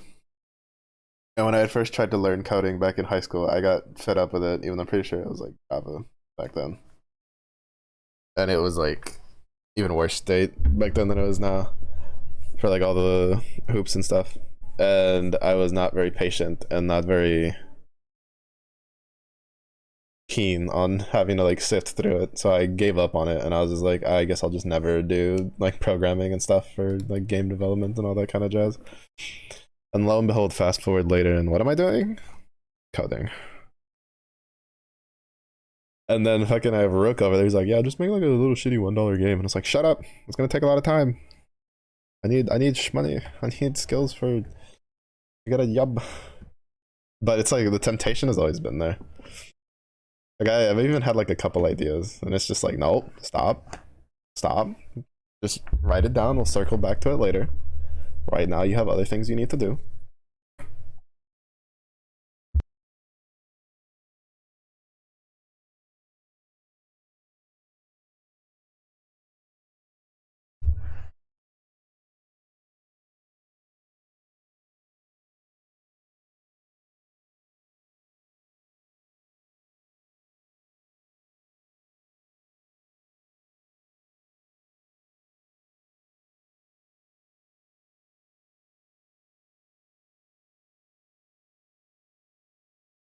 Mostly because I know that if I end up getting wrapped up in like making some sort of game, I'd want to like go back to doing pixel art like I used to do when I was younger.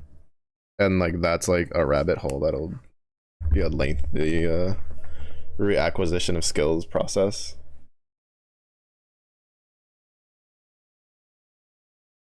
Bow, bow. Mm-mm. Mm-hmm.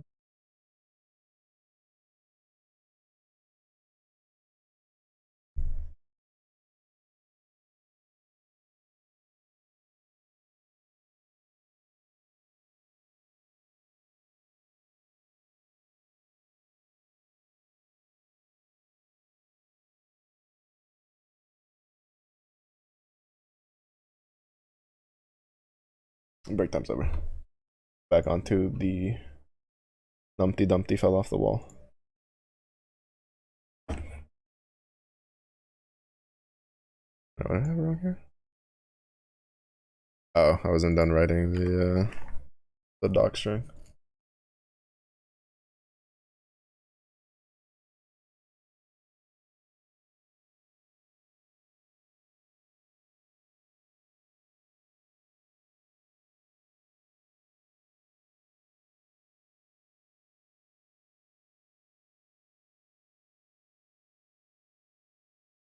Oops.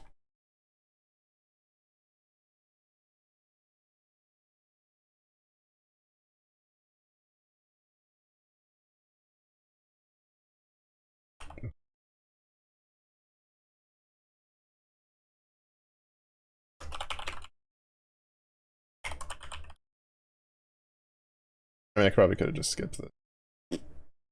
That's fine. I'm curious, when they added the type hinting for Python, like how long that's been a thing? Because like the MIT program I was using was from 2022, and they did a real big thing for doc strings for functions, but they didn't talk about type hinting at all. But then the MLSE course, which is 2024, had a lot of like type hinting like in their stuff. And but then as caveat, whatever the tutorial I'm following now, which is like 2021, is not doing type hinting. So I'm kind of curious when they added that.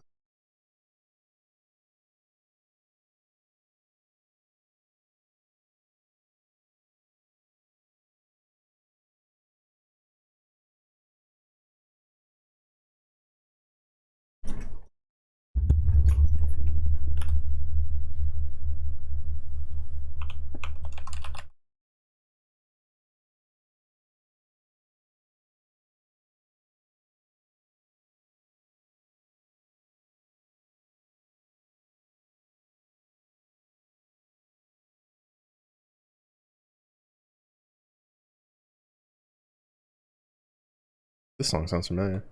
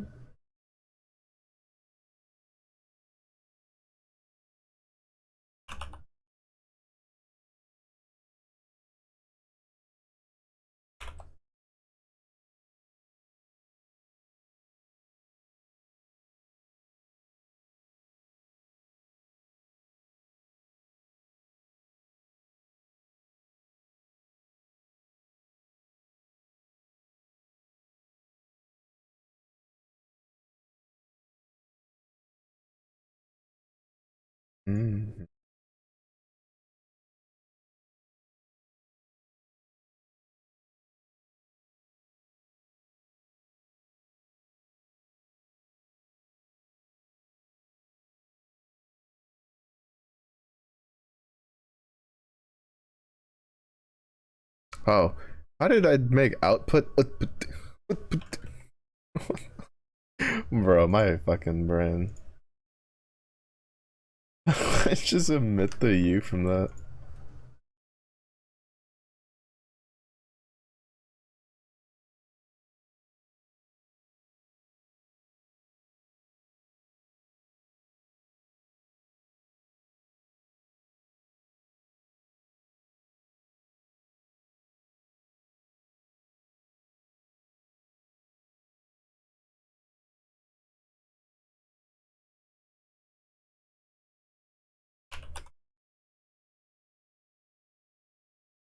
Mm-hmm.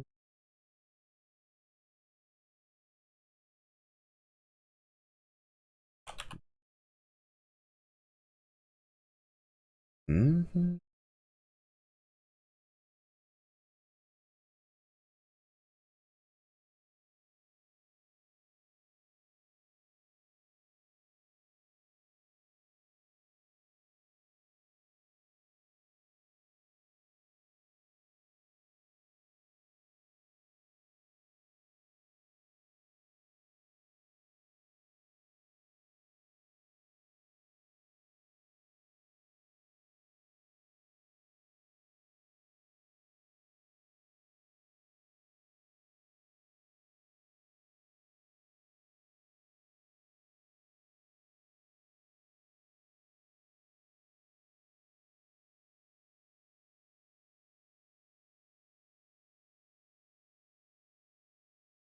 Hardcore fixation just had. You scared the ever living life out of you.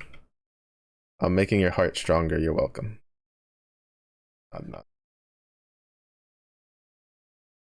If you keep getting poop spooped, you can't get poop spooped in the future, and your heart won't fail. Trust. That's how it works. Mm-hmm.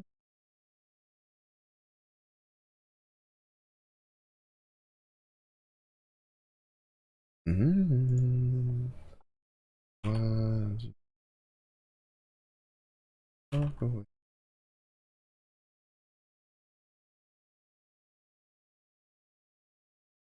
Mm-hmm.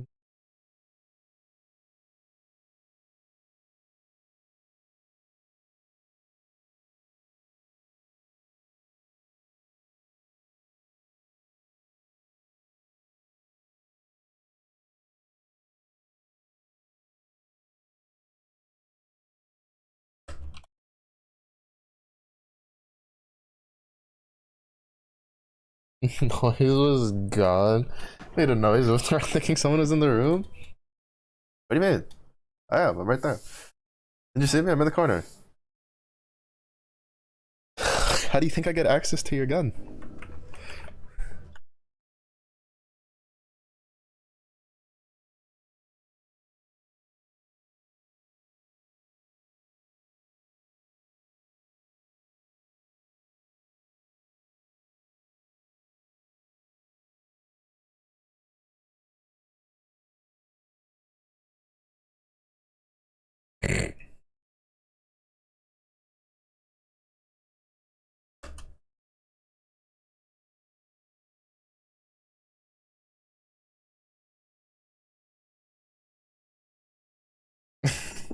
He's Lyric knows. That's why Lyric has to continuously steal UVs. Because I'm in those walls. So every time Lyric takes UVs, I take them back.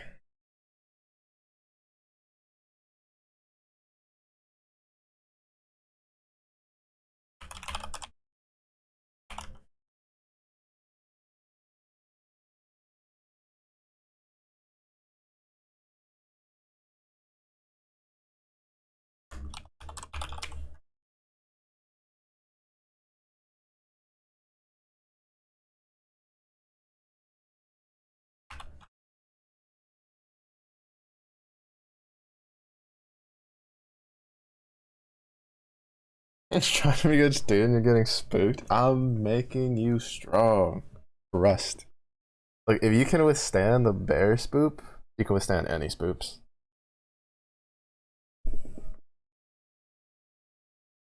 Mm-hmm.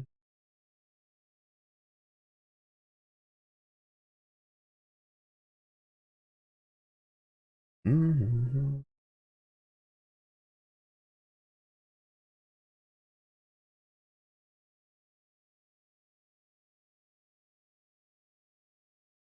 In the shadow you just make out in the corner of your eyes, patiently waiting for like a Tom. Oh, this is stop it. I want to draw like a bear and like a Tonberry get up, even though my art skills suck. Bro, I love Tonberries, bro. The little sneakers. Every corner, he's just here. Shoosh, shoosh. Little stabby noises, you know, warming him up. The slight flicker of the lantern in the distance. Dun dun dun. Coming to say hello and taking your life in the process. There's a, what is it? There's a Final Fantasy 14 has a dungeon where there's just a giant ass Tonberry chasing you, where if he catches you, you'll die. And the first time I realized that, because like I'd ran the dungeon a couple times, but we always ran it so fast that I never knew what was chasing us, and nobody told me because they knew exactly what would happen if they told me. And so one time we were just messing around, and I turn around and I see the thing chasing us, and I'm like, "Oh, come to daddy!" I just made a straight beeline for the Tonberry and let him kill me every time, and they were just like, "Damn it! This is why we didn't want you to find out." I love Tonberries. They are. I now need to. Okay, I now need to get a. What is this? What is wrong with my brain? I didn't even put the N and the E for. Wait, okay, hold up. Did I not move it all the way? Okay. I was about to say, if I wrote Urgy Weapon, or Urgy Wind, Urgy Solar, Urgy Total like 3 times in a row, I was gonna actually bang my head against the wall. I was like, there's no way I'm so dumb that I just omit the EN from energy like 3 times in a row. Oh, that gave me such a. Oh my goodness. Oh. That scared me that I'd gone full dum dum. Because I don't know, sometimes writing out this code, I'm like, I kind of have questions about my brain. Like, you're right there, buddy? Do we gotta go do a couple tests or something?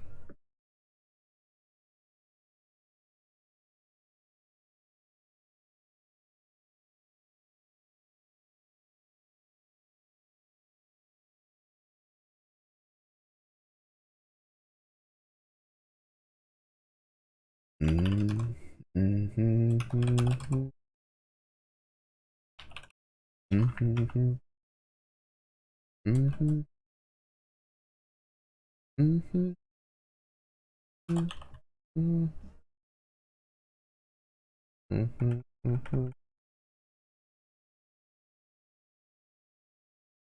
Mm-hmm.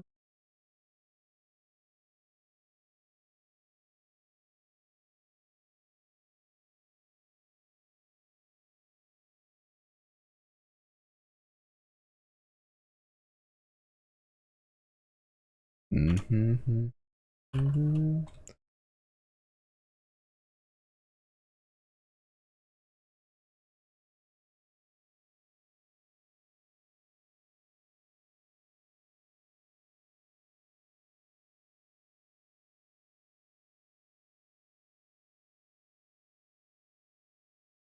They should just add like solar frac and wind frac together.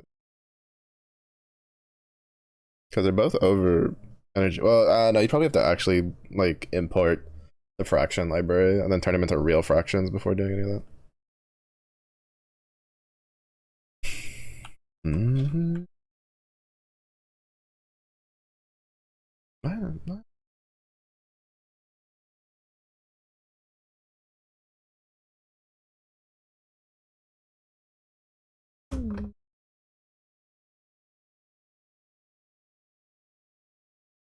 Mm-hmm.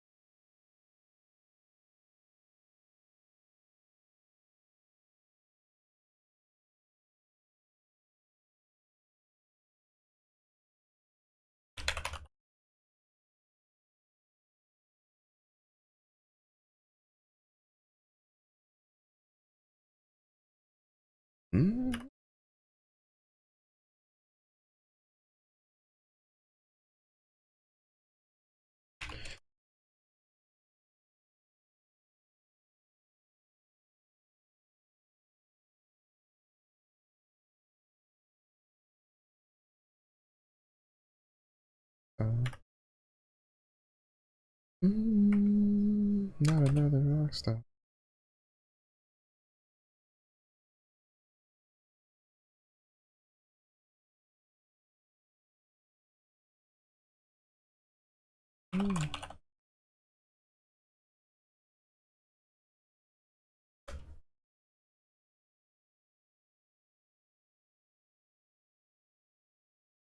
Mm-hmm.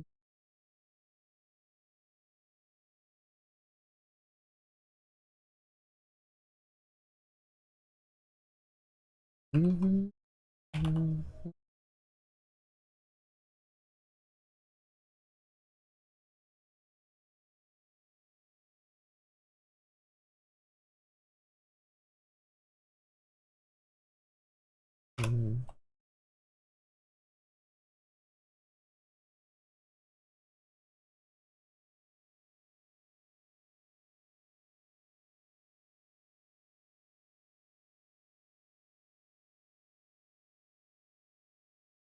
Mm-hmm.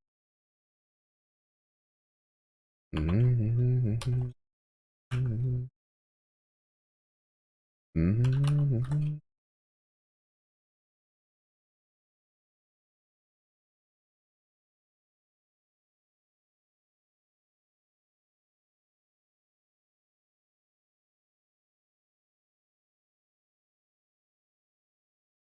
It shows this. That's fine.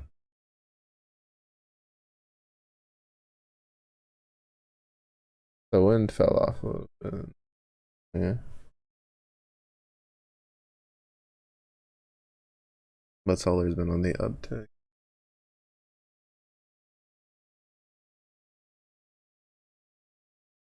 The increase with solar is like negating the little decrease that wind had.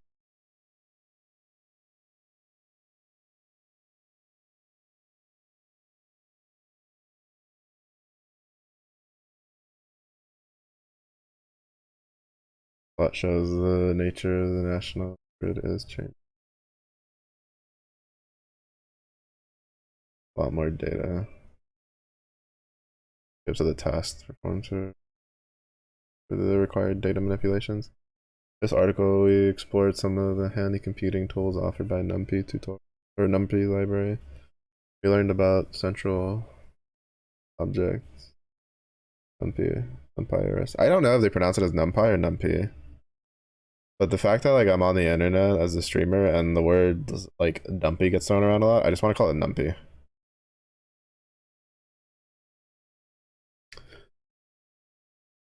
We also learned how to create arrays. In case my title didn't like already kind of hint at that. Create arrays in several ways, manually using them. Loading data from an external file into we explored two essential tools that are especially useful when dealing with large data sets, vectorization and broadcast. So that we walked through an example using Loaded a real set of data for historical electricity generation. Analyzed data to contain an insight into the fundamental changes in electricity mix over time. I'll be ready to start using the. Bro, I do not feel ready to start using NumPy on any of my fucking things. Like, honestly, like, not really. Like, the equivalent to this would be the equivalent if they just been like, yeah, here, import this. Boom, you're good.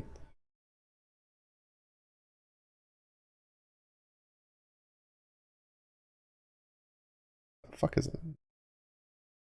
Sounds interesting.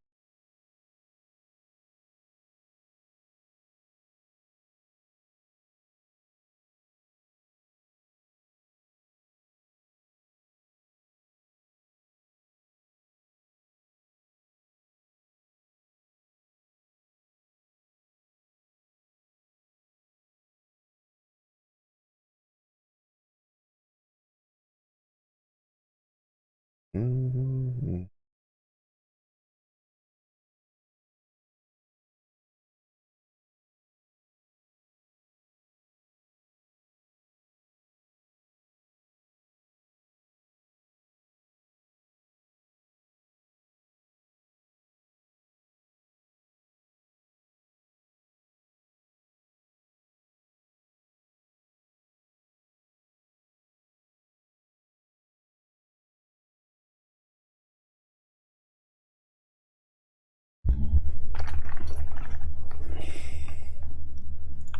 Alright.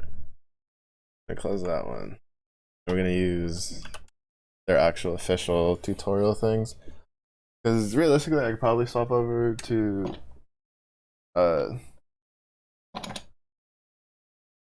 whatchamacallit, to the MOC course one, but I'd rather just fully devote 4 hours to that, which that'll be Thursday and like the start to it will be Thursday and Friday.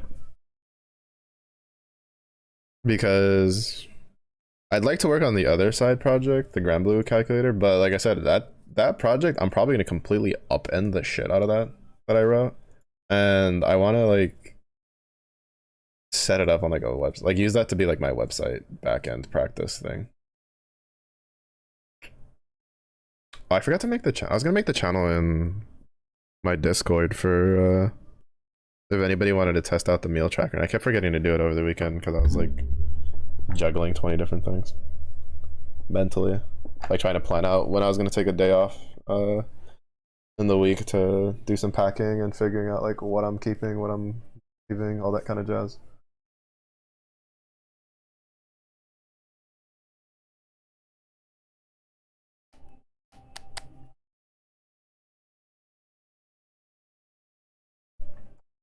Quick overview.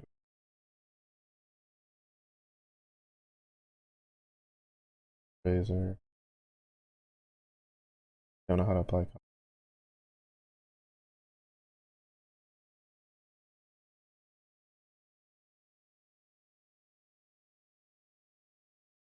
Main objects of table value. By tuple of non-negative integers. NumPy dimensions are called axes. For example, for the coordinates of a point in 3D space, 1, 2, 1 has one axis. That axis has 3 elements in it, so we can say it is a length of 3. Picture below 2 axes. First axis has a length of 2. Second has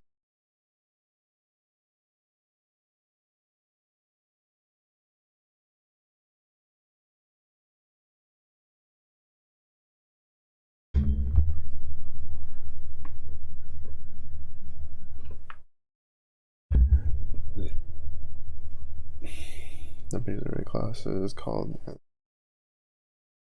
also known as the alias.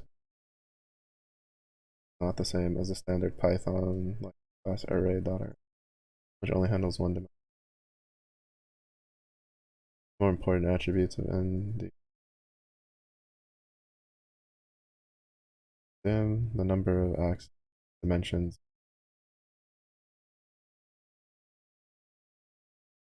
Commit to a reference. Are you gonna call it axes or dimensions? What is wrong with you? Close line some sense into you. The dimensions of the array. This is a tuple of integers indicating the size of the array in each dimension for n rows and m. Shape will be length of the tuple is therefore.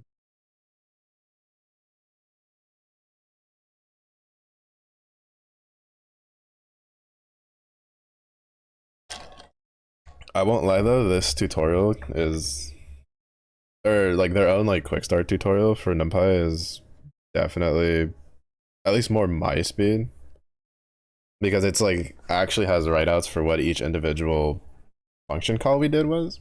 And the other tutorial, they were kind of like, yeah, this is gonna do this, and then they just put it out there, or they didn't even tell you that. They're just like, here, we're gonna. It's like they tell you at the beginning, we're gonna make this print out it this kind of information, and then it would just tell you what commands to use, like type in. At the very least, if they explained it, it was in such a roundabout way that kind of flew over my head. Well, this one's a bit more straightforward.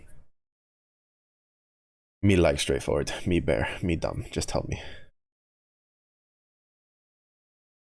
Bear. Oh, also, Bear Bro trivia, because this wasn't me, but my brother, because I remembered because of the ripped jeans from the song. My brother, I think when he was still dating his wife at the time, went to go visit her parents once. And he used to be real big on wearing like the pre-ripped jeans, right? The ones that you just buy ripped already, which, let's be honest, waste of money. I will just buy like regular jeans and rip them yourself. But he showed up once with them all torn up. And like his wife's family, they own a lumber mill. Like that's what they've done for like forever. And so her mom was like, "Oh dear, you can just leave those pants like on the chair over there, and I'll mend them for you." So you know, I don't know why you let them get so bad. And he was like embarrassed because he bought them like that because fashion. That story still makes me laugh.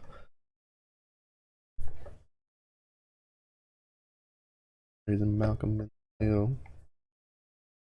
You add a fiddle. Equal to the product of the elements of shape. The type, the object describing the type of the elements in the array. One can create or specify d type, Python type. Additionally, NumPy provides types of its own .int 32, int 16, and NumPy.float 16. That makes sense. I rather rip my own jeans because half the time it's in awkward parts. Yeah, honestly, like I don't know. I've just never seen the appeal for it. I'm just like, bro, my jeans will tear if they're gonna tear. Even though most of my jean tears were like in my inner thighs, cause I'm bare, teak ties. So you know they would rub together a lot and then they'd tear. But I also used to play like a bunch of stuff outside, so I'd like get my knees torn up. I was just like, bro, just if you want torn jeans, just be like a normal person and go do actual physical activity with your jeans.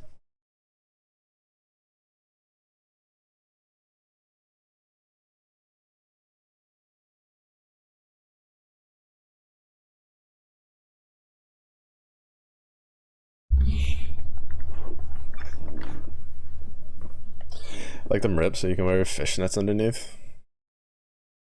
Fair. I have to have a decent amount of rips though. For the fishnets now.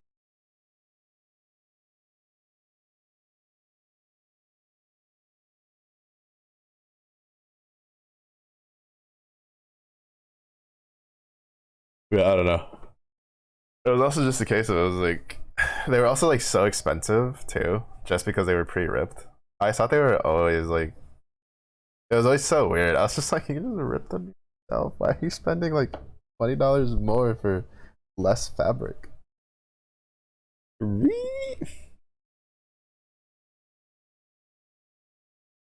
This item size and bytes of each array, for example. Array of elements type float 64 has item size 8, 4 divided by 8. O1 of type complex 32 has 4. Is equivalent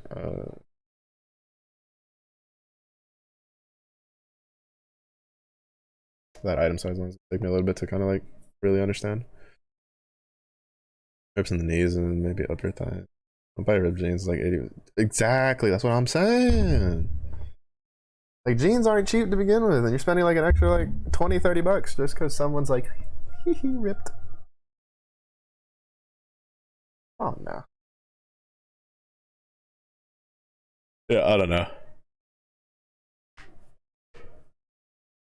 Also not quite sure what my brother got. Like, well, at the time he wasn't living with us anymore. He was in the military. I don't know what happened there, because like mom was not one for allowing like letting torn up jeans, right? Because she made it feel like, you know, make it look like her parents couldn't take care of us, even though they would do, like, you know, they could. So at least for me, she'd always be patching my jeans up. If she saw a tear, she'd be like, when that tear show up there, I'd be like, oh snap, I don't know. She'd be like, toss it on the chair, I'll fix it later. I was like, all right, cool, thanks, mom. Oh, that was just weird. This is weird to me. To me, it's like if my jeans are torn, they're either getting patched or I'm just gonna get a new pair. Like, I don't know. That's just how my brain works. Probably because of that. Rough housing them and squat should be good. True.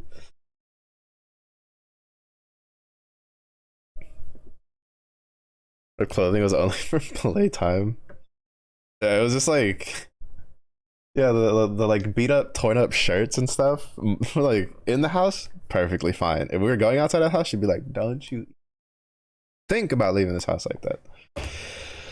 All good that did her though, because I got into welding and that ended up putting a bunch of like small holes in a lot of my shirts and making them look pretty scuffed up. And there's still shirts I own and wear to this day, and she'll just look at me like, I raised you better than this. I was like, you did, but I chose otherwise. Puts the shirt on.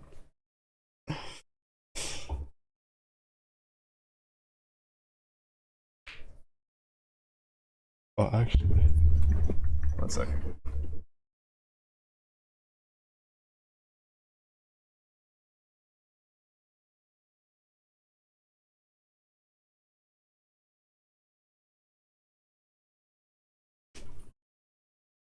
On 2 pairs of jeans, one's ripped, the one's not. I hate wearing jeans now. I don't hate wearing jeans. I just don't wear jeans because I used to hate wearing jeans because especially when I was very fat. I used to be pretty close to, well, there was a short period of time I was over 300 pounds. And then I dipped that down pretty quick years ago. And then I'd been hovering at like between 280 to 260 for a long time. I think like last year I was like 260. 260 in like the 250 range. Last time I weighed myself, I'm like, no. But I fit in my Wranglers. Like I can slip into my Wranglers without buttoning them. But they fit fine. But I didn't like wearing jeans, so I always wore sweatpants. Now I have the conundrum where I lost all this weight and I can't wear like half of my sweat. Like, well, actually, to be fair, I can only wear like 1 pair of sweatpants because all the other ones like fall off. And I'll wear the jeans when I go outside if it's like really cold and stuff like that. Like I'll have to wear my jeans tomorrow when I walk the dog because we're supposed to get a bunch of snow tonight. But yeah, I used to really not like wearing jeans. Mostly because since I was also really thick on the bottom half, most jeans like just weren't comfortably designed. Even like the husky sized jeans like weren't very comfortable for me. So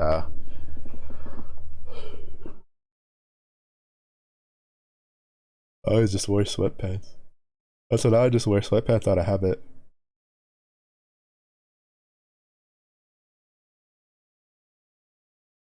Which reminds me of, what is it? There was I didn't see like the actual like short TikTok video, whatever it's from. I saw like someone reacting to it where it was just like there was some lady who was like, men, don't be going to the airport in your sweatpants. That's for ladies. You should be in slacks, khakis, jeans. And it's just like we're over here like we'll be in fucking whatever we damn well want to be. It's a fucking airport. Lady, we ain't there for you. We trying to get to somewhere else. You mind your own business.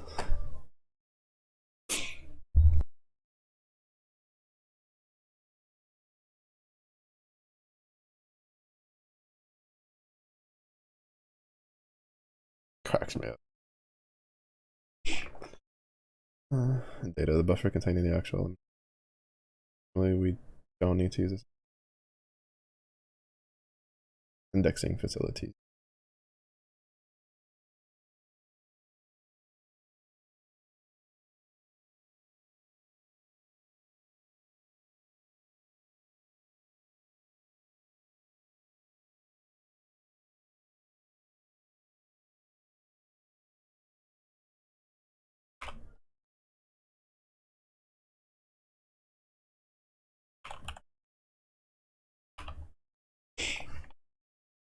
Being sure your jeans drag than during sports, more likely. Weird. And then sweatpants now. Yeah, I was like, I've always been built thicker than like my height. I don't know. For me, I'm like normal sized because it's like right. It's my own body that I've dealt with my whole life. But every time I've had to go to the doctors, they're like, "You built like a brick house," and I was like, "All right, I guess I'm a brick house then." Because there's a reason that I gained the nickname Bear along my schooling. Well, that was also probably the way I snored when I slept in class the one time. But in order to get jeans that fit, they would never like. I don't have very long legs, so I just have to like roll up the bottom side, which I didn't really mind because eventually that just became like a style choice apparently.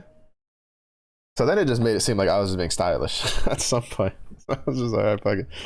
But I'd get so tired of having to like unfold them and make sure to get all the dirt out and, you know, refold them again. I just went back. I went to sweatpants. The only times I don't is when I absolutely can't wear sweatpants, like if I'm welding or something. If I had to do welding and stuff like that, or if I have to go like look presentable in like an interview or something.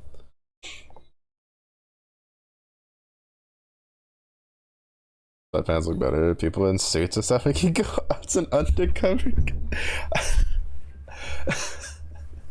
The irony is the chances are the opposite. You have a higher chance of a dude in sweatpants being an undercover cop than a guy in a suit. That's funny.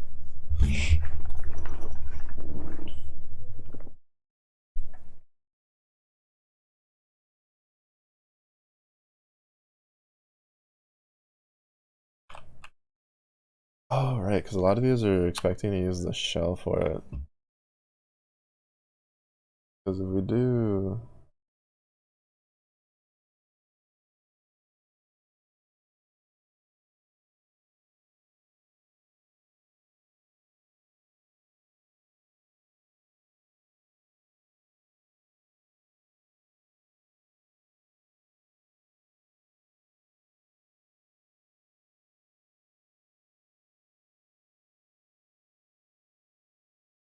I'm too lazy to activate virtual network because then I'd have to also reinstall NumPy all that when I have it already set up on Spider.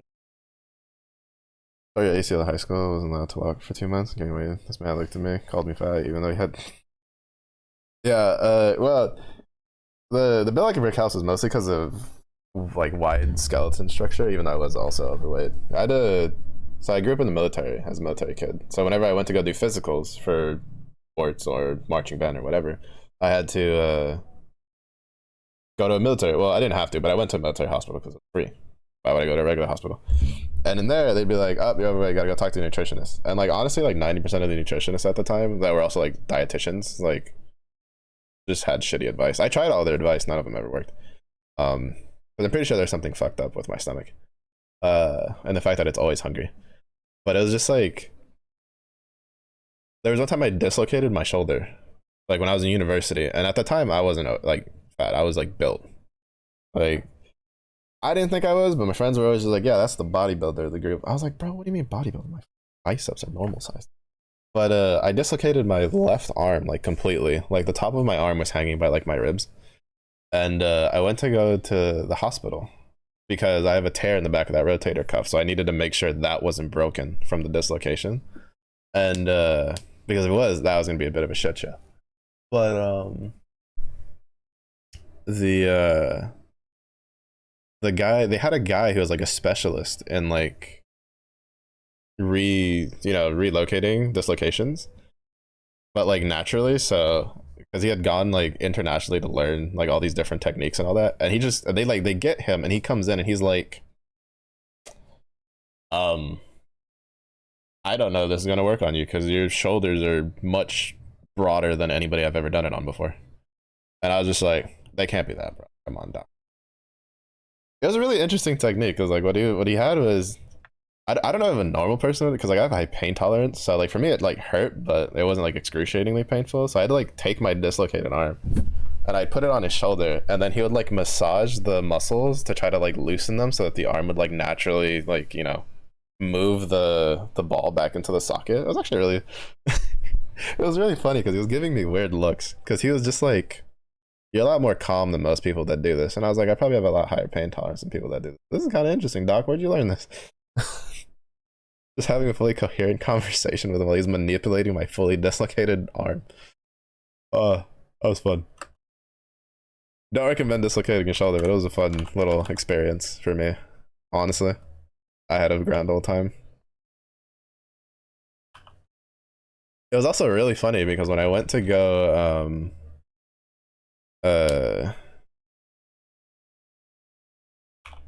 like I went to the emergency room because like you could like anybody who looks at me could see that there's something like horrendously wrong with my arm, and because I guess because of how broad my shoulders are.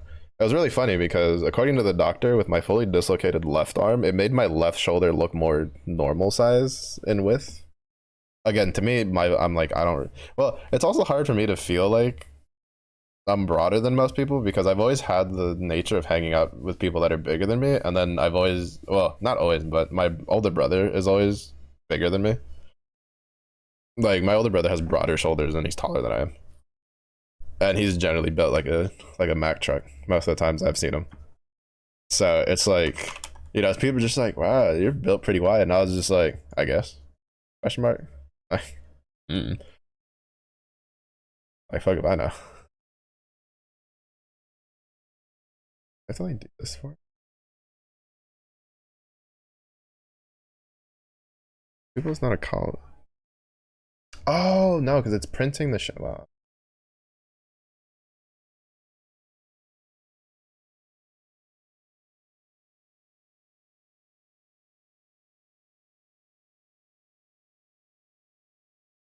But yeah, so usually whenever it was referred to like how broad I'm built, it was never really derogatory from the doctors I was. Mostly because I think it was just military docs were just like, "Wow, you're built pretty wide there, buddy." Which is like, "Yep, that's what they tell me."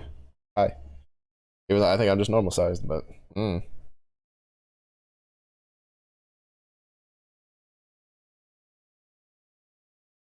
dislocated your shoulders and go to the hospital. Your mom told me to breathe and shove it into. Honestly, I had a friend of mine, like the friend of mine who took me to the hospital was a sports medicine dude. So like he was like, "Do you want me to pop it back in place?" I was like, "If my rotator cuff didn't potentially have a missing part, I would tell you yes." Because it was just a regular dislocation, I'd be like, "Yeah, pop that bitch back in." Because honestly, I didn't even feel when it popped out. I would have been fine. Probably would have hurt for a second, and then it would have been fine. Well, to be fair, I've partially dislocated my hip and popped it back into place. That pain was not fun, but not unmanageable. But it was just a case of I really, really needed to know if that like back, or that the back of, what is it? Is it the back or the front? I think the tear is the back of my rotator cuff. I needed to know if that was still there. I didn't want to like wildly just be like, "Yeah, sure, pop that shit back in," and then all of a sudden it just keeps like flopping in and out, and then it's like, "Oh, that's a problem."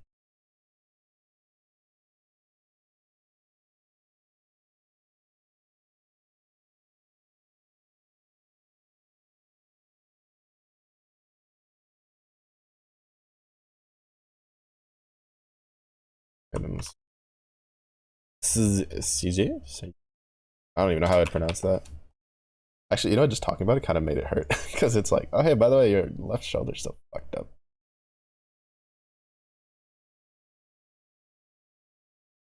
I was supposed to have surgery on it back in high school when I had originally discovered that it had gotten torn, and then I was just like, but it would cause too many problems that I had planned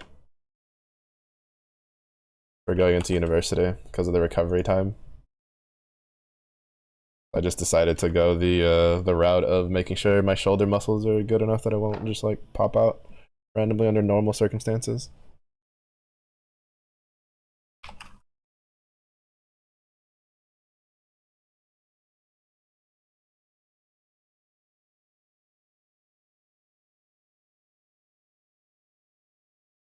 Yeah, it's kind of weird, like looking at the examples, because this is from using the PowerShell, and I could have done it myself, but I was too lazy to remember how to run that.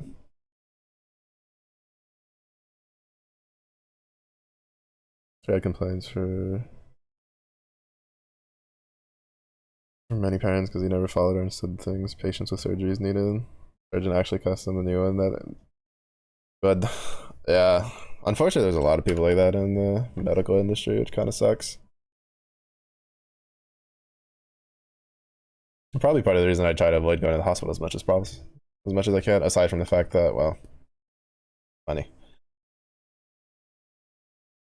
But it's like a lot of times it's a bit of a crapshoot on what you're gonna have to deal with.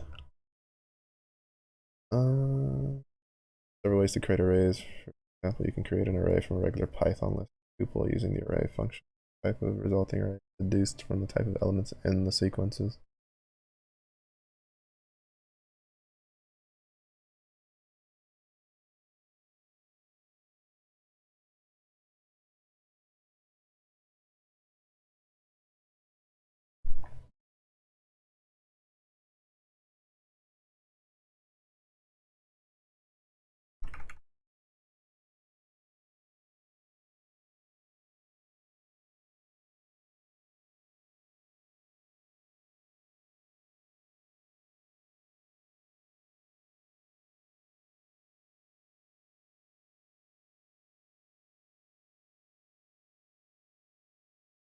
Same doctor soon after.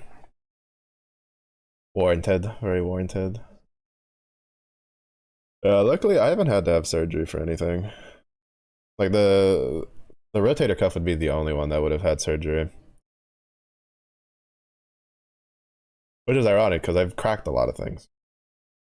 I've never. It's really weird. Like my entire left side is fucked because it's like that shoulder is fucked, the elbow is fucked, my left hip constantly, like, well, not constantly, it's not too bad now ever since I started regularly doing my workout, but it used to constantly like almost pop in and out of place. And then my left knee is fucked up. Just that whole left side, I don't know what it is. It's like someone cut me in half and I'm like, yeah, that left side is gonna get all fucked up. But luckily, oh, and I cracked my collarbone on the left. But luckily, I've never had to have like surgery, so I've never had to really deal with like the after effects. But I've had to help my old man after his surgeries, so I've had like secondhand seeing what sometimes having like bad things in. Though to be fair, my old man is also a bit of a pain, so sometimes he doesn't follow instructions like he's supposed to.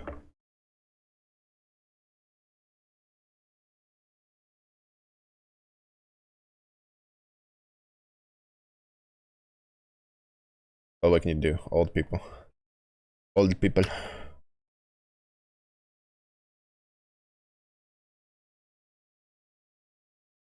Like actual old people.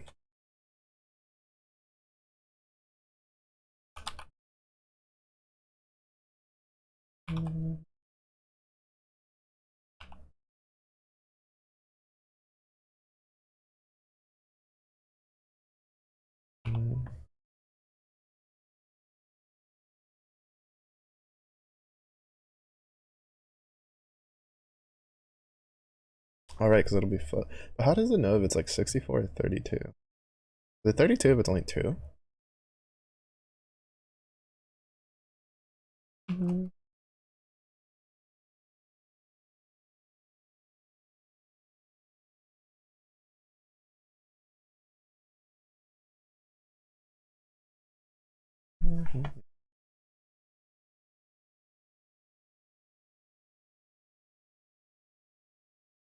No, it's. Hmm.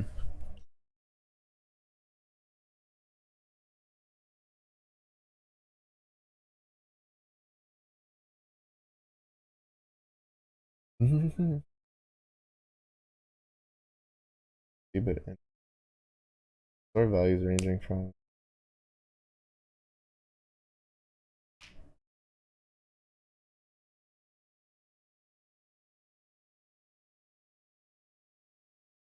You have to manually set it.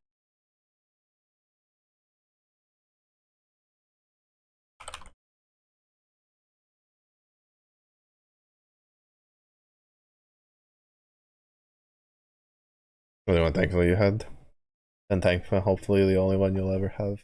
Rage.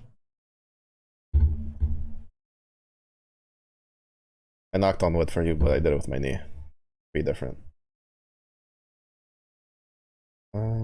Okay, yeah, defaults to int 64. Alright.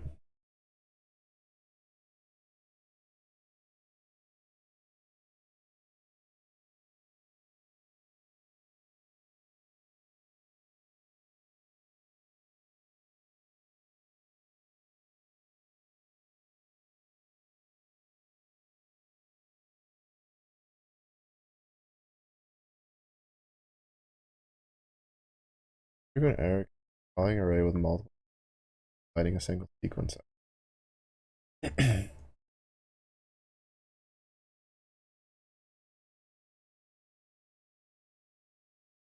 Oh, so it has to be like a tuple or a list or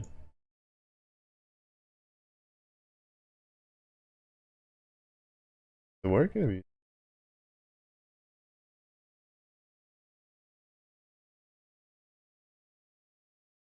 probably not, right?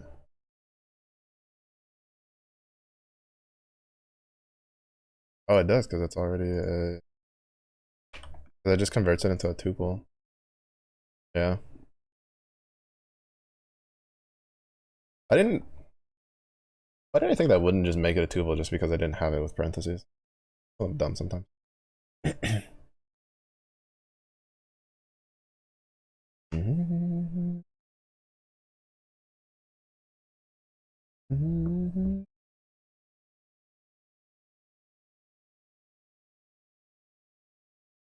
Array transform sequences of sequences. The two-dimensional arrays. The sequences into three. Like like to be fair, it's good that they wrote it out like that, but having to read a sentence that's like sequence of sequences into this, and sequences of sequences of sequences into this. It's like couldn't figure out a better way to word that at all, whatsoever, not even slightly, not even just a little bit. But brother, like I get what they're saying, but it's still mildly amusing. Almost feels like I was reading a Dr. Seuss line for a second.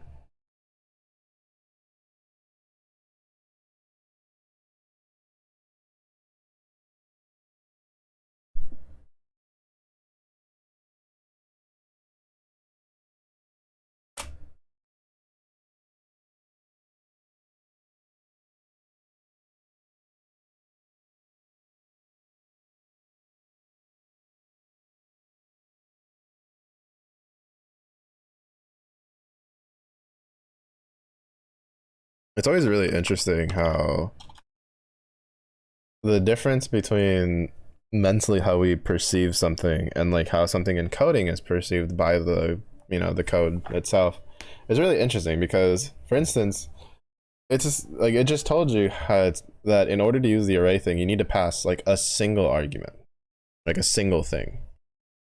And like if you think about it from a more like human standpoint and you look at this, you're like, bro, what do you mean a single thing? There's 6 things in here, right? Because you're like there's 6 letters or letters. Yeah, human, 6 letters, 6 numbers, bro. My brain. Judge what I do, not what I say.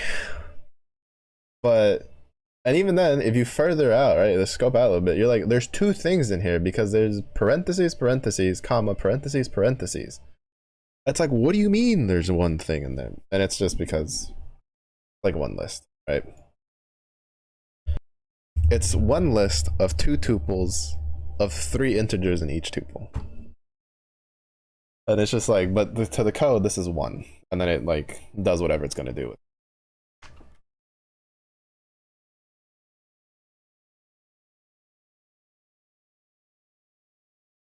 Oh, that one's really weird because it's like made the rest of them floats, but it was just like the 1.5, right? Like that just looks weird. I'll hide this. I won't need.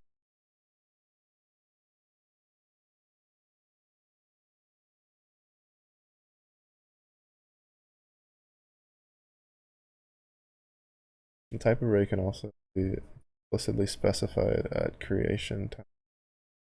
Ah, that's definitely something that I mentioned before.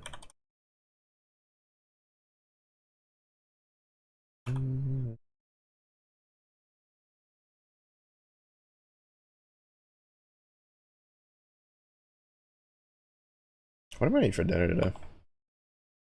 I think today is just like a steak and rice day.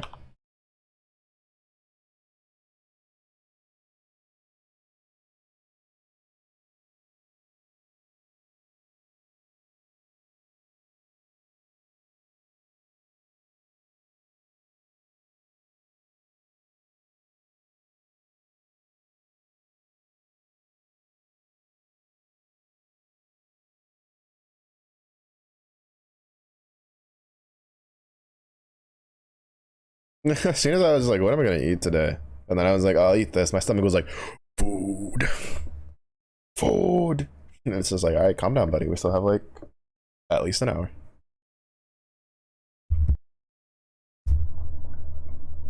Often elements of an array are originally unknown, but its size is known. Is within place. These minimize and assess the growing array.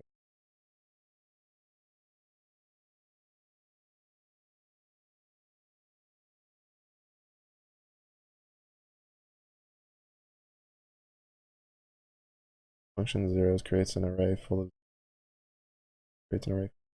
Function empty creates an array. The initial content is random. It depends on the state of the. By default, the D type of the creator array is float 64, but it can be specified via the keyword argument.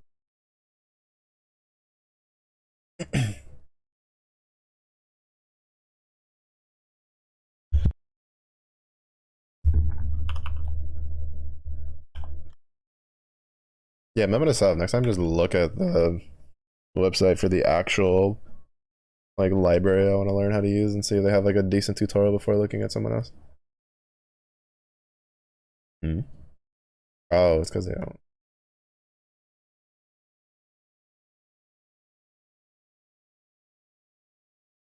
Mm-hmm.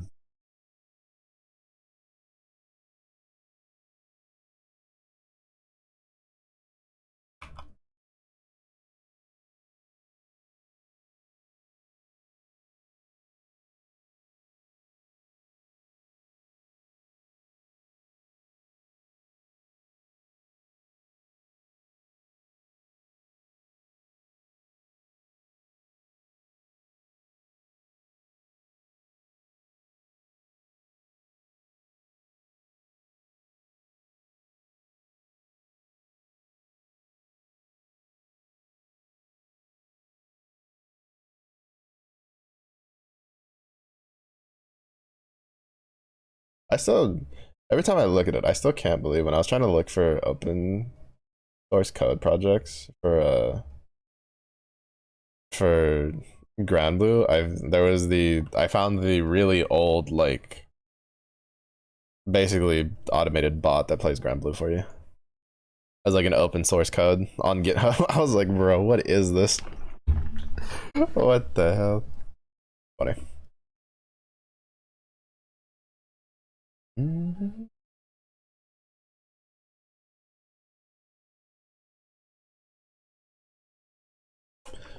Mm-hmm.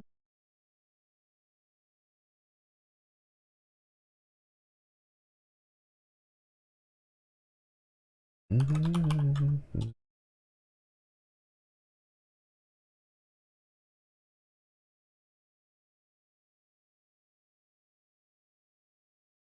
Mm-hmm. Mm-hmm.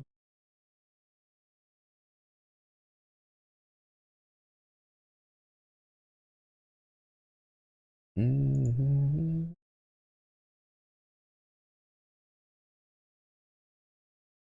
Mm-hmm. Create sequences of numbers. NumPy provides the arrange function, which is this to the Python built-in range, but returns an array. Yeah, that's something I realized, I think yesterday when I was messing with it, right? I was like, why use this over that? It's because it just returns it as an array already. which makes it a lot easier for the use. Mm-hmm. Mm-hmm. Mm-hmm.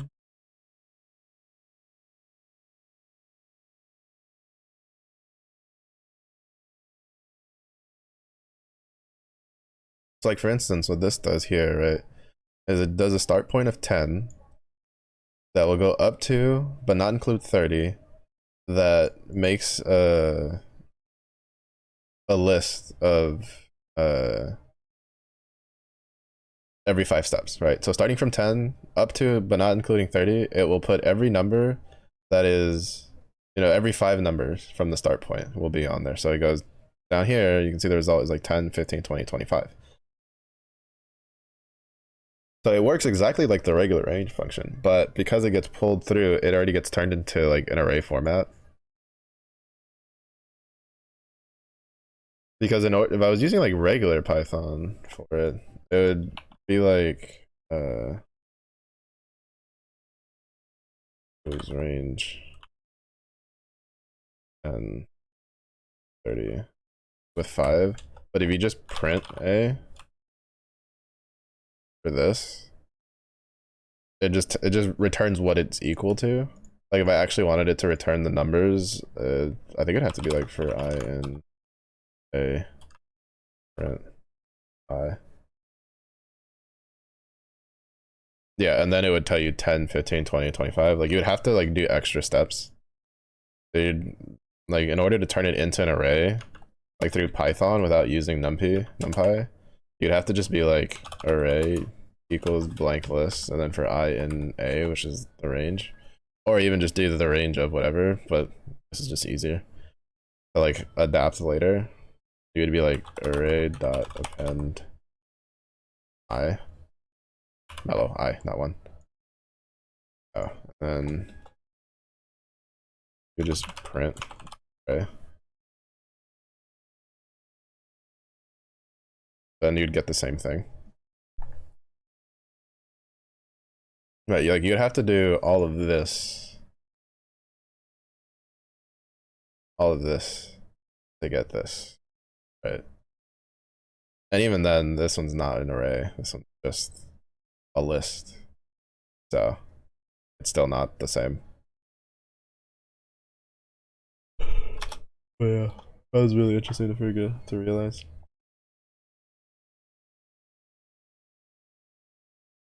It also accepts float argument. Actually, I don't know if that does. This does that. See that?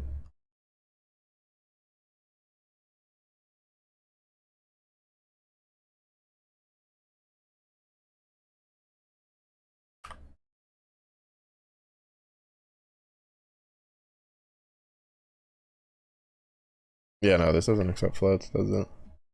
Yeah.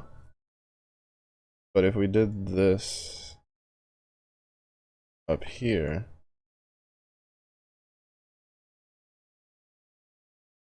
oh, that's really cool. That's pretty cool.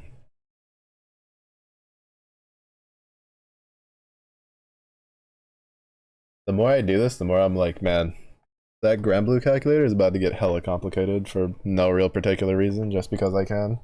Because I want to set it up through Django, but I also want to use NumPy, and then like have it stored data as like a CSV. Or you want to use it on Excel spreadsheet. I just want to do stupid things with it just because I can.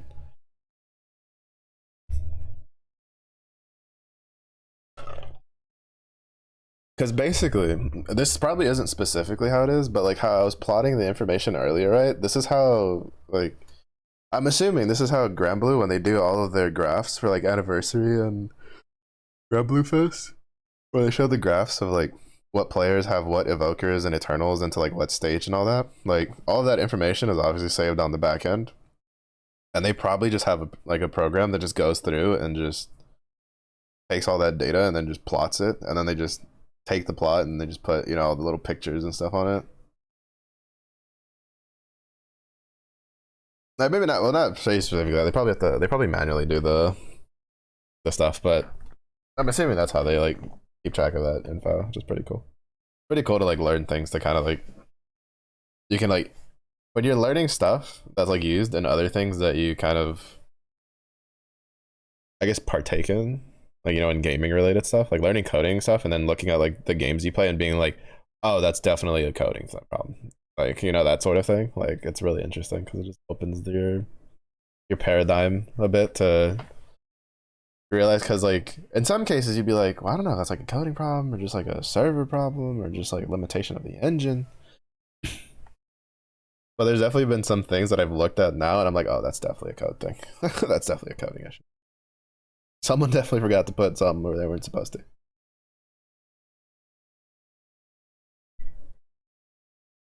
When a range is used floating point arguments, it is generally not possible to predict the number of elements obtained due to the fine floating point precision.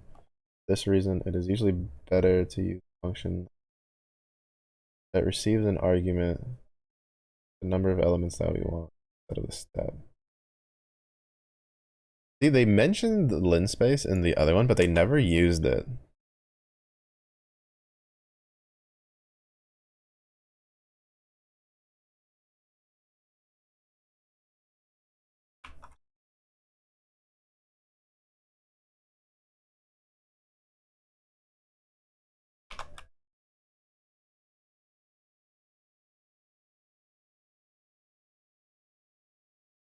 Uh,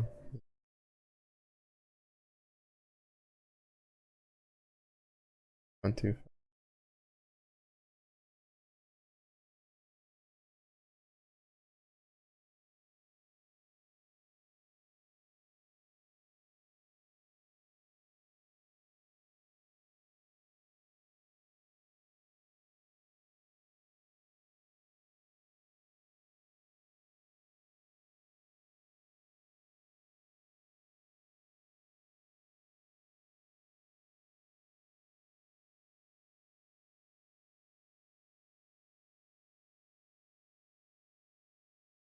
Because we don't have pi defined though.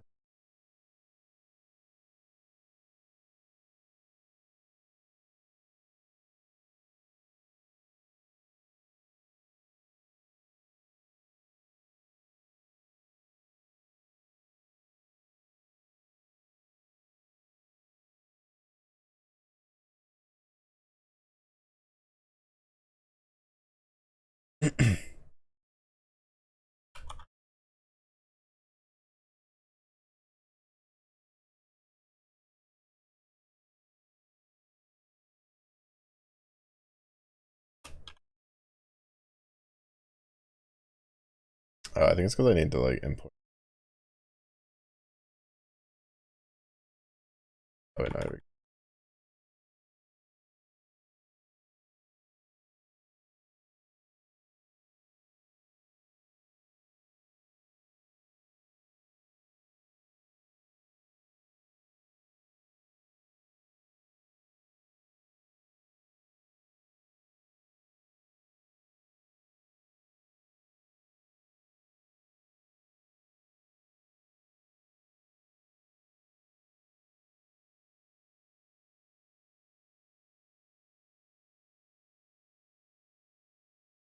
doggo is snoring. Mm-hmm. Mm-hmm.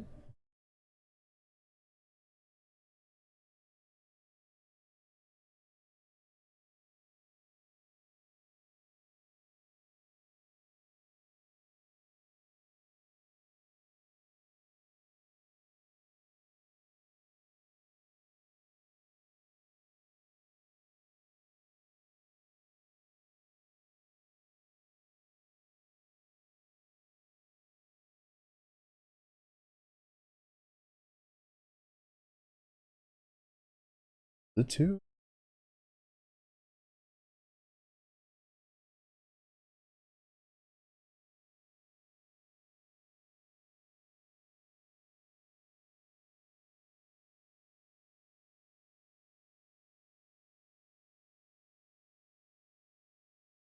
last axis printed from right, the second to last bottom. The rest are also printed from each slice separated by from the next by an.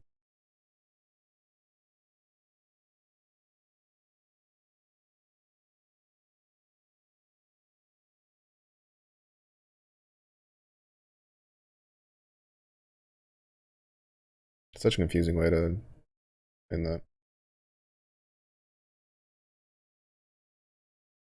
Aren't they all printed from left to right, top to bottom?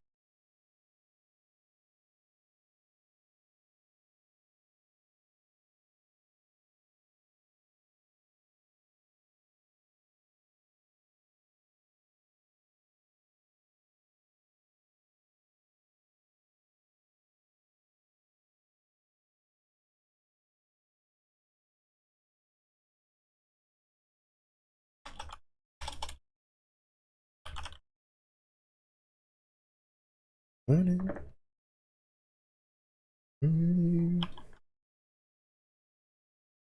All night in the shadow.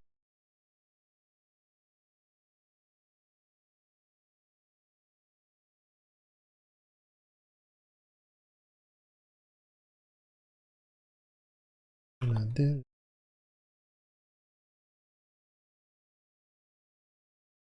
But I don't understand.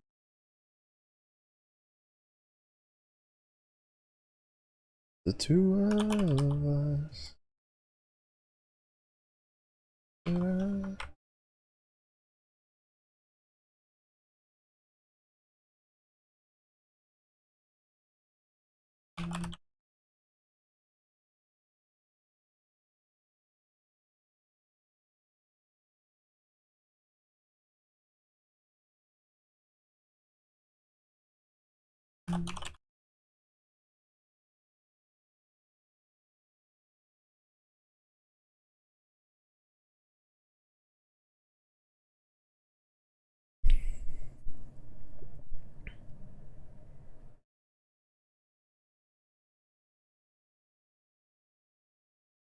yeah, I don't quite understand how they have it like fully. The last axis printed from left to right. The second to last is printed from top to bottom. The rest are also printed from top to bottom, with each slice separated from the next by an empty line.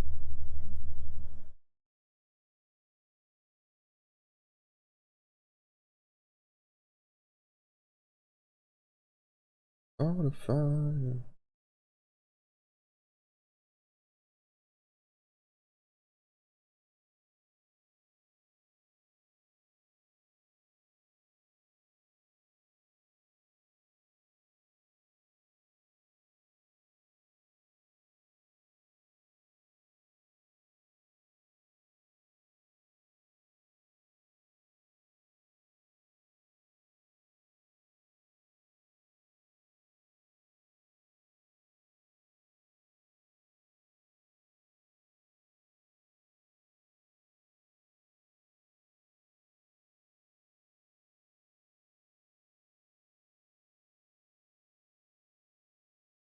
Matches.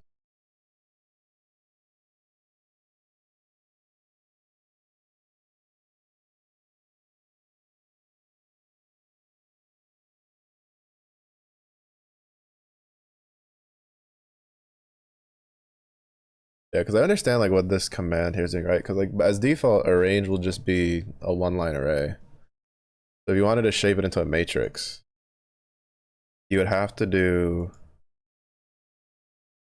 you'd have to tell it, okay, I want you to now take these 12 inputs and then put them in a matrix of 4 rows of 3 columns. Start a fire, throw the memories in the flames. This body.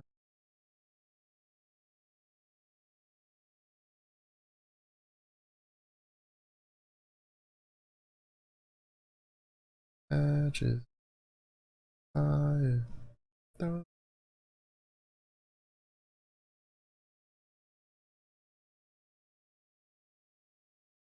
Let it burn. it's kind of weird though, because when you go to the 3-dimensional representation one, like this one makes sense, right? Because it's like, well, 4 rows, so height of 4, but a width of 3, because there's 3 columns. But then when you go down here, right, the 2 is like that it's 2 matrices like stacked on top of each other, technically, with 3 rows, so a depth of 3, a height of 3 technically, and then a width of 4 with 4 columns. Like I would have, like, for me the logical evolution would have been, 2, like this 2 would be the same as this 4, and this 3 would be the same as this 3, and then this 4 would be the one that tells you like, hey, this is like a 3D thing. But shrugs. This is just how it works. I mean, it kind of makes sense in this way too, because you're like telling the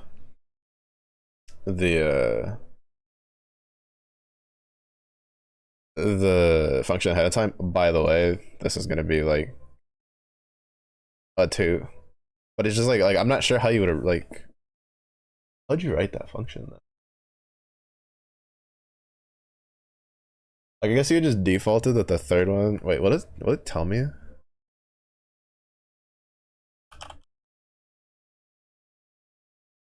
Yeah, see, so reshape has a shape, order, new shape, copy.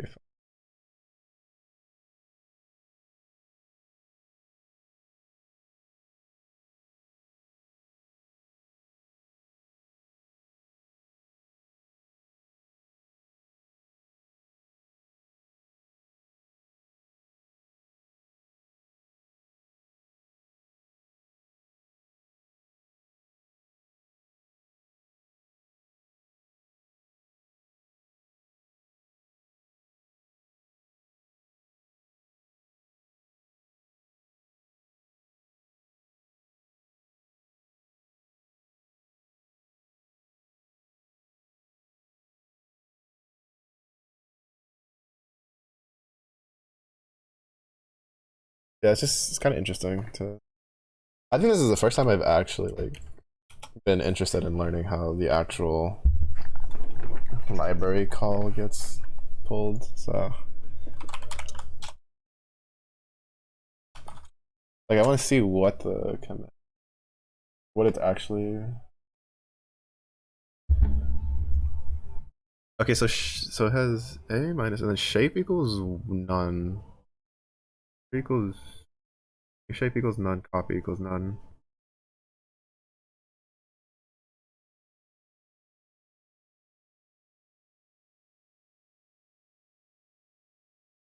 It's not always possible to change the shape of an array without copying.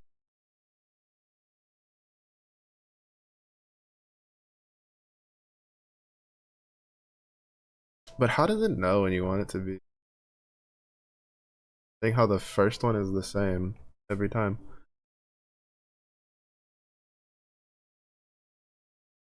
Like I'm assuming it has to be off of the fact if there's a third digit or not.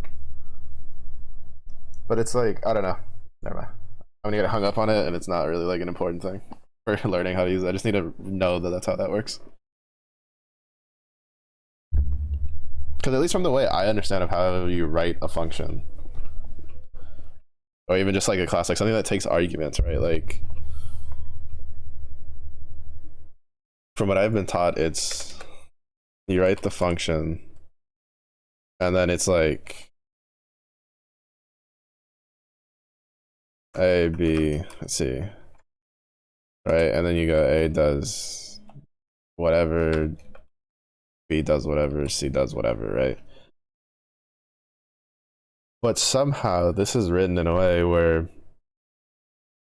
the first value will have a different output, like is what will have a different connotation depending on like the entirety of the what was put into it, and that interests me because I feel like there's a trick in there that I don't know yet, but that's also probably just way above my brain pay grade at the moment.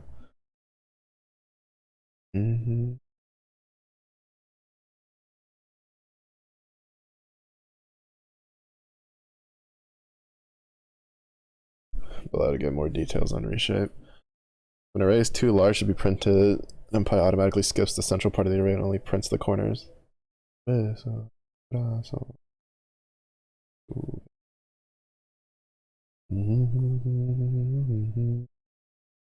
Disable this behavior and force NumPy to print the entire array. You can change the printing options using set print options.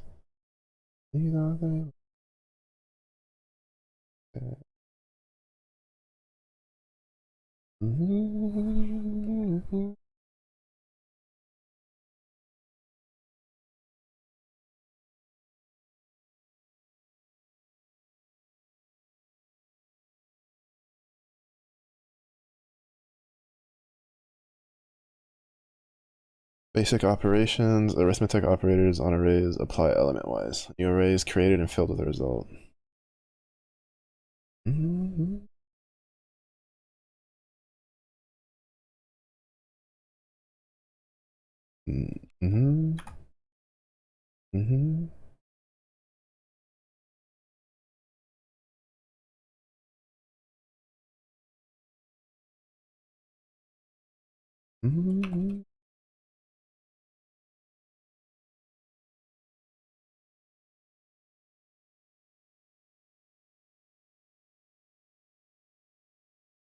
Oh wait, no, that's arrange. Why did I make it an array?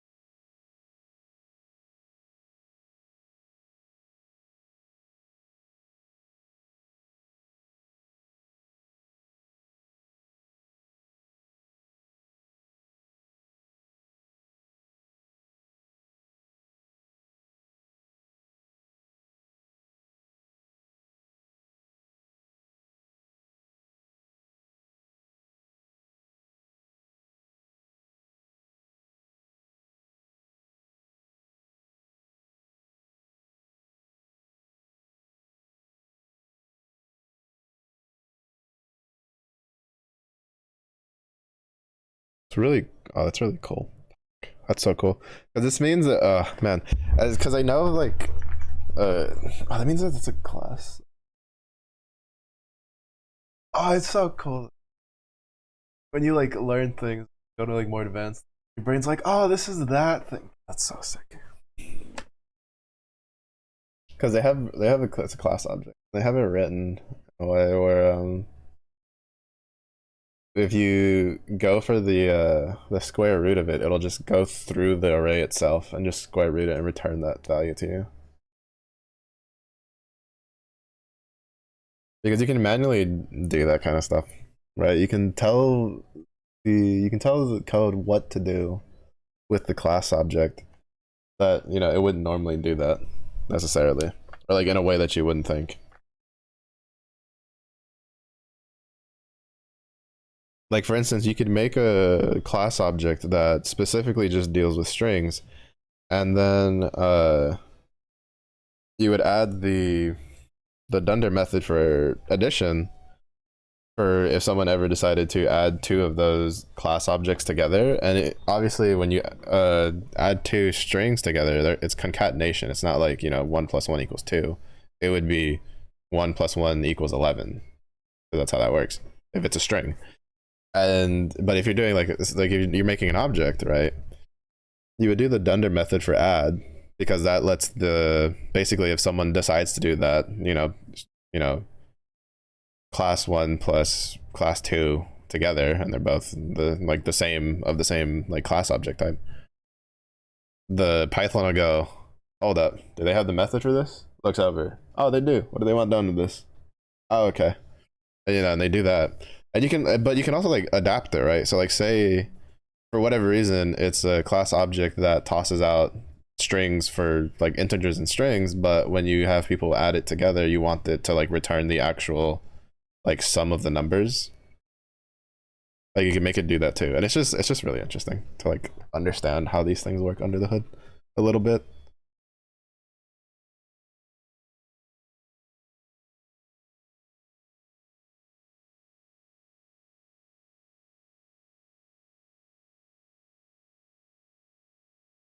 Now I kind of wish I had taken that coding course at the technical school I had gone to. I wouldn't have been. Well, I wouldn't have been able to because I ran out of like the stuff, the funds. But it would have been kind of nice. I probably would have done pretty well because I'm pretty sure the coding one there was C sharp. When I tried C sharp last year, it was definitely a slower process than this one because the tutorials were a bit more open, I guess. Like you definitely had to go look some stuff up, but like I was understanding things.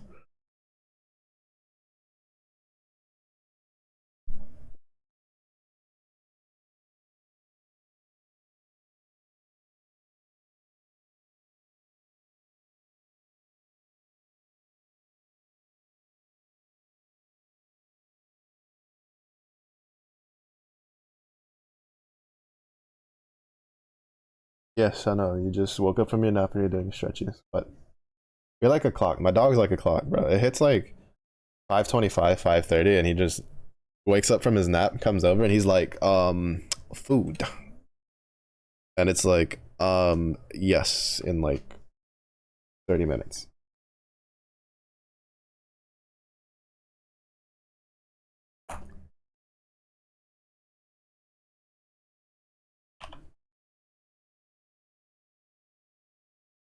That's so cool.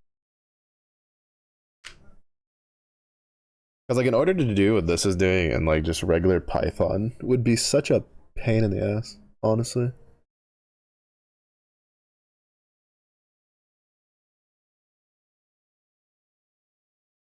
Well, pain in the ass in the fact that like in order to do what this is doing, like it would literally have to be like if I'd have to like write it out and be like a equals. It wouldn't even be an array either, but still it'd be like a pseudo half-assed array. I'd have to do this, and then in order to get it to like do the greater thing, I would have to be like for I in a. Well, no, because you'd have to like make it write it down, right? So you'd have to be like check equals this for I in a. If I is well, it would be like check append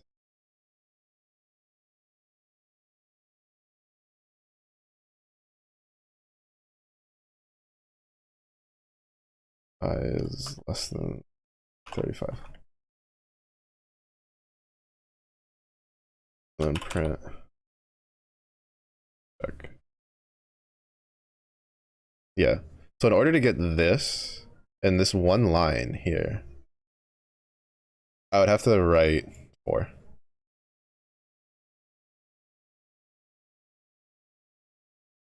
And that's for something this simple. If I had to like go into more complex matrices, it would be even more and more and it'd just be completely extrapolated. So it's really cool to use this and see like and kind of understand how much simpler this stuff makes for things down the line.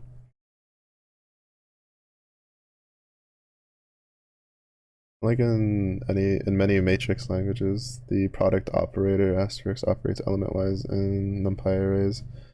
The matrix product can be performed using the at operator in Python greater than or equal to 3.5 or the dot function or method.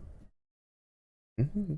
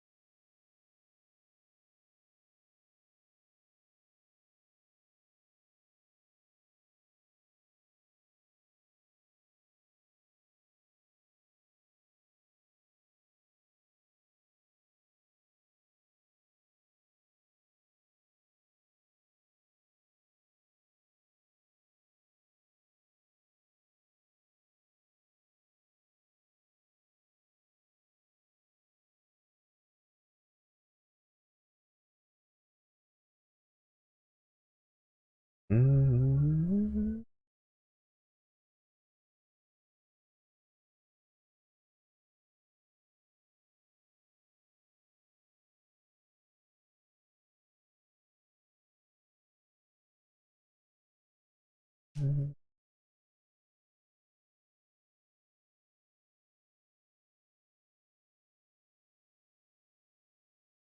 Hmm. I don't quite what it's actually doing for the at one. Because we're going from 1101 times 2034.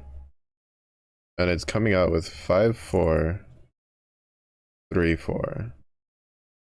But where's the 5 coming from?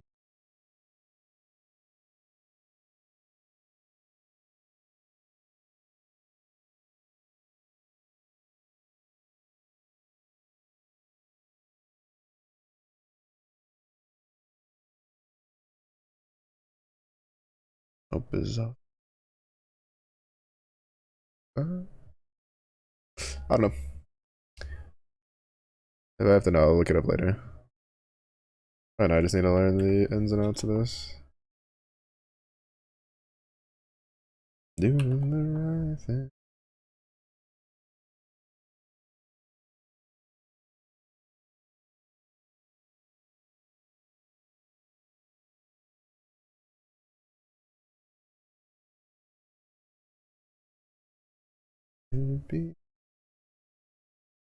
Some operations such as plus equal and equals act in place to modify an existing array rather than create a new one.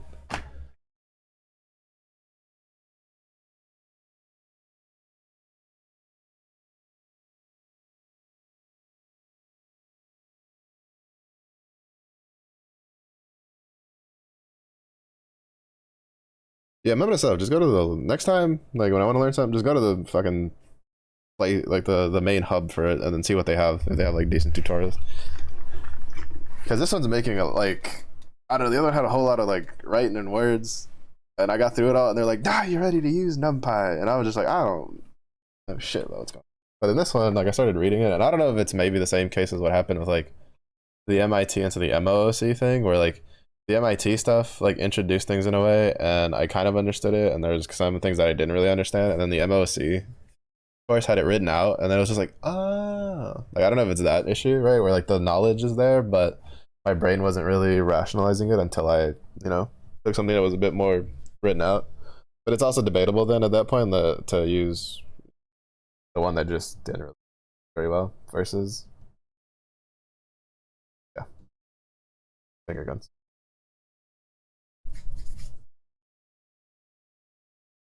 Uh, First and such equals and times equals back in place flag.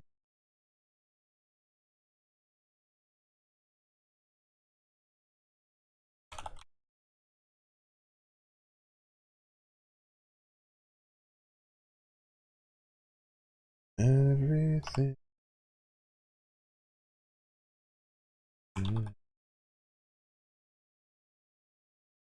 Happened.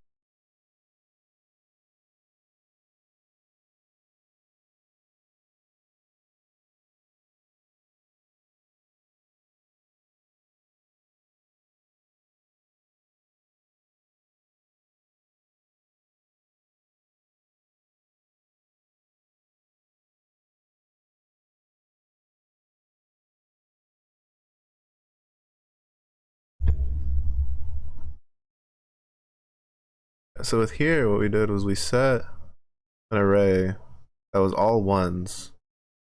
That was has 2 rows and 3 columns. And then with a times equals. Oh, this is literally the equivalent to doing like plus equals with everything else.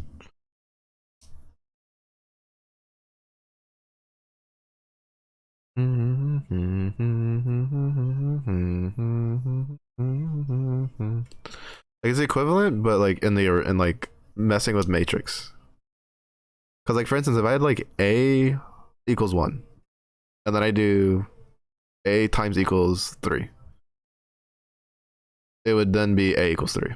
So this is basically just doing that, but then doing it in like the matrix setup.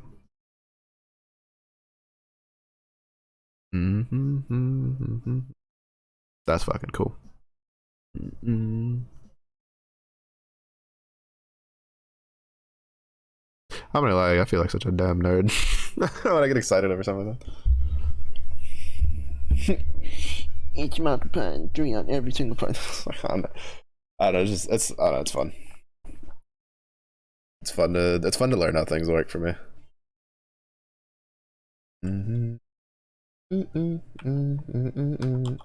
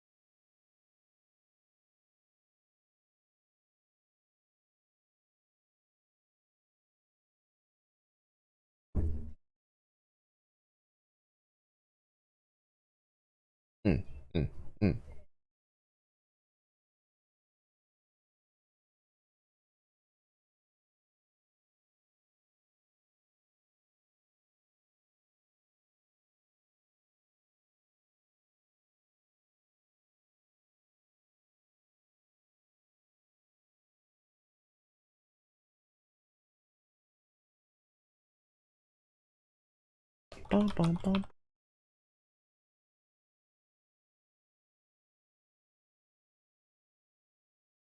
Bum, bum, bum, bum. Bum, bum.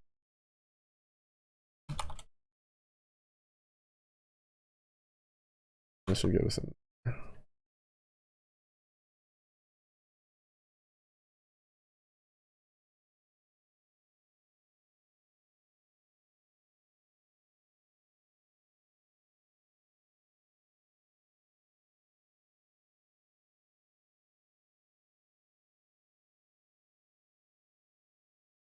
Operating with an array is a different type of the corresponding general or precise one, behavior known as upcasting.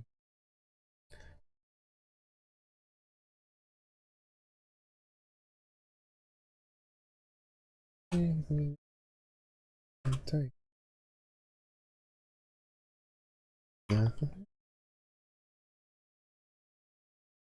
then I wanna get used to. I understand. So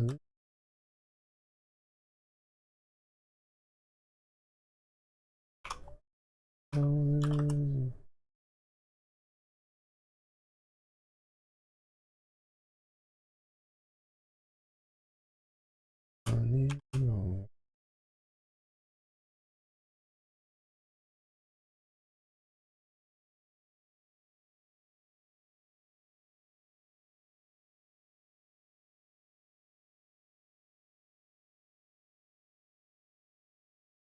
Hacía para algo.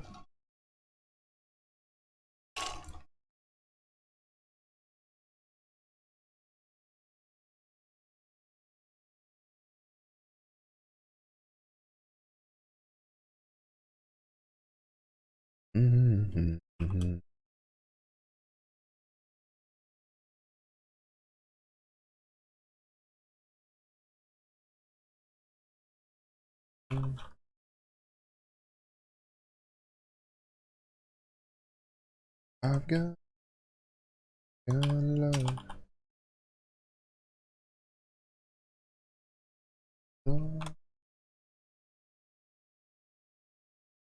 Mm.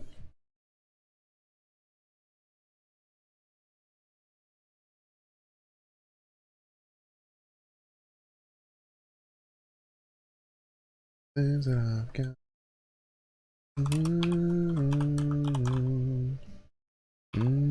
Oh, that's what the complex is thing. The complex thing is exponents. I was trying to figure out what it was when we like converted it to x to complex on one of them, because the the annotation seemed extremely whatchamacallit, like I recognize it. Like it seemed familiar, but I couldn't really quite place my finger on like what was familiar about it, and it's the exponent stuff.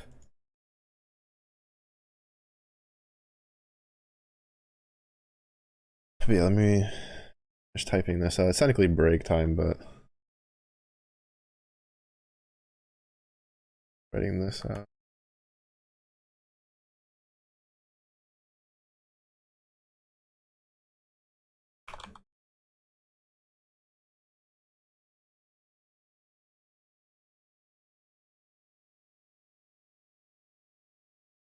Don't worry, the party is here. The chief party showing up when it's break time. It was meant to be. It was meant to be. How you doing, chief? How's your day going? Also, my name's asking. Everyone.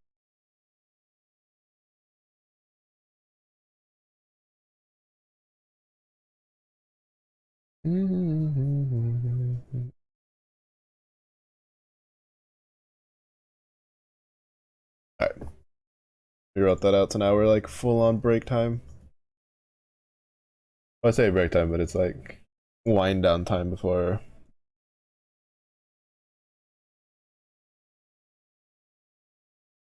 Listening to NF, yeah. There's a good number of songs on here.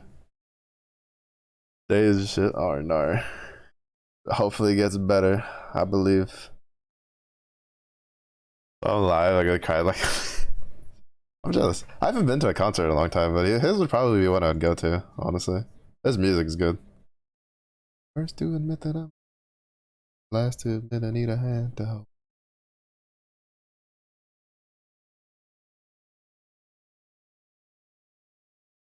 Again.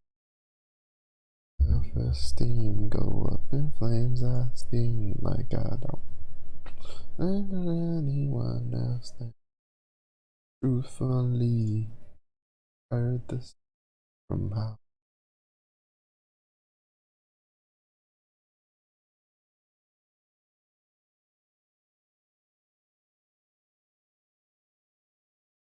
Yeah, it's really funny because it was just like I think I heard my mom play one of his songs once, like a while back, and I was just like, "Do you even know who that is?"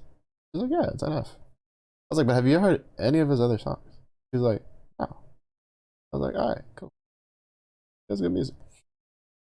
It was really funny. It's like one of the few times that there's like an artist that we've both listened to that I didn't introduce her to. Again, go up and I got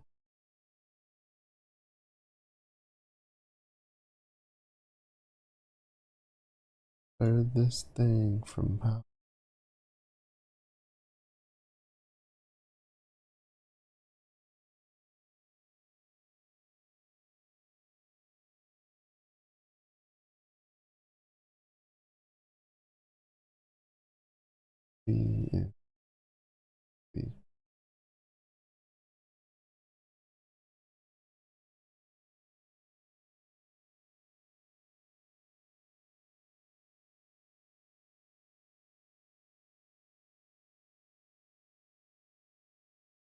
Really good music. True. How's Bearman? Bearman's brain is evolving. It is adapting.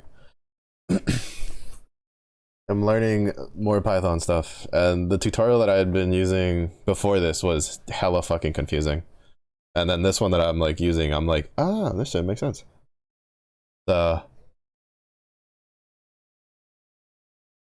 We are evolving.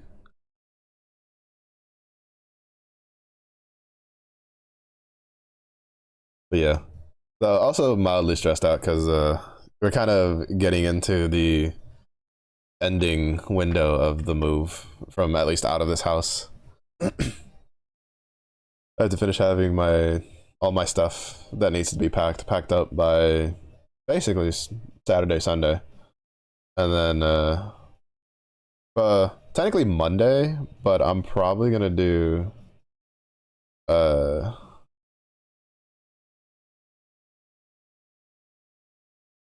do it on Sunday just to get it done and over with.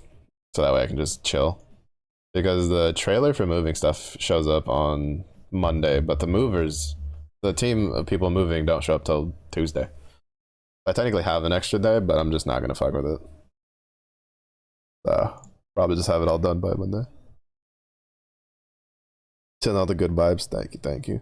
Yeah, we have basically everything lined up already. All that's really left is just the move. My parents went and did signed the closing on the house that we're moving to on this past Friday.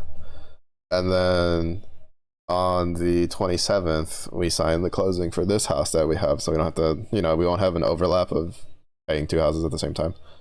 And then, yeah, and then we're out of here on the 27th, and should be in the new house on the evening of the 27th, because it's like in a different state, but it's not like super duper 20 billion miles away kind of deal. I think it's like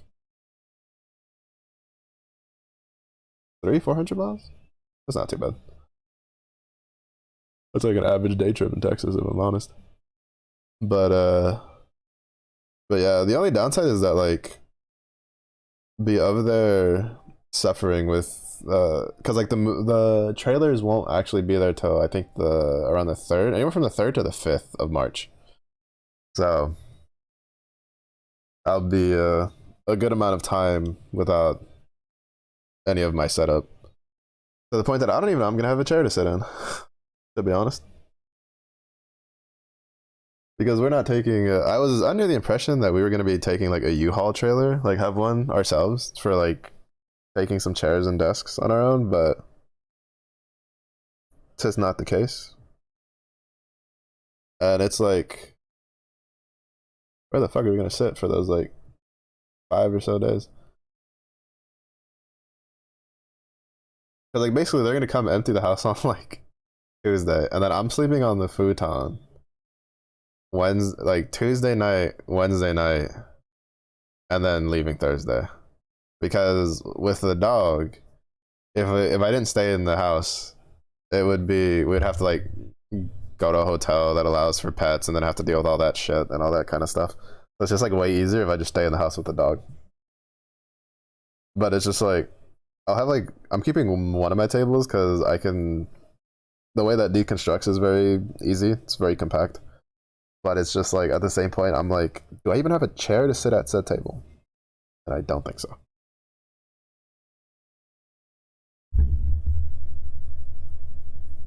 Yeah, it's not too bad. It was a bit more stressful at the beginning because my parents made it seem like I had like a way tighter deadline for getting everything done. And then like when it actually came down to it, I had a good amount of time. So, but now it's just a part of hopefully all the move and stuff goes through. Especially because it's supposed to snow today. And then I think it's supposed to snow more once we're like over there after we move. That'll be fun. Your ears yelling about math. Yeah, Boxer's been wanting to throw hands at the statistics thing. Just tell me about it. Feels called out when it's all about the height of males and having to do 22 parts for one question. Change.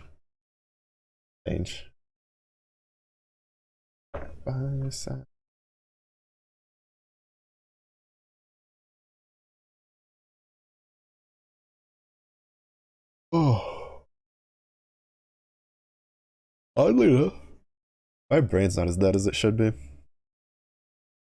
But yeah, I guess I'll just reiterate, right? I mean, I'll post something in the Discord tomorrow just to remind people in case they forget.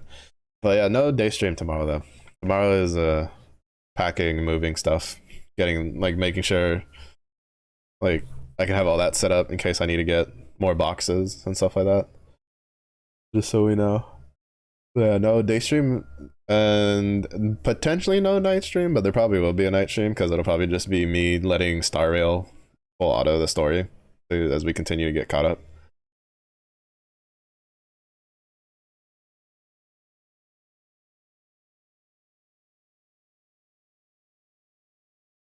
But yeah, the nice thing at least though is I'll have internet when we get in there because my parents already set up the internet when they went to do the closing on the house because the thermostat and there's a camera in the house. are like what the thermostat is the big one. Is the thermostat is hooked up to the internet. Now that has its own like issues, but anybody who knows anything about like AC, fridge, stuff like that hooked up to a network knows that that's like a security risk. But shrugs. Just gotta do our best to like work around it. But yeah, so they have the internet set up, so they've been able to like keep the thermostat fine because over there it's been kind of like here where it's gotten a little warm and then it's like gotten cold and then a little warm and then gotten cold, but not as bad of a fluctuation as it did here. Discord caused absolute chaos.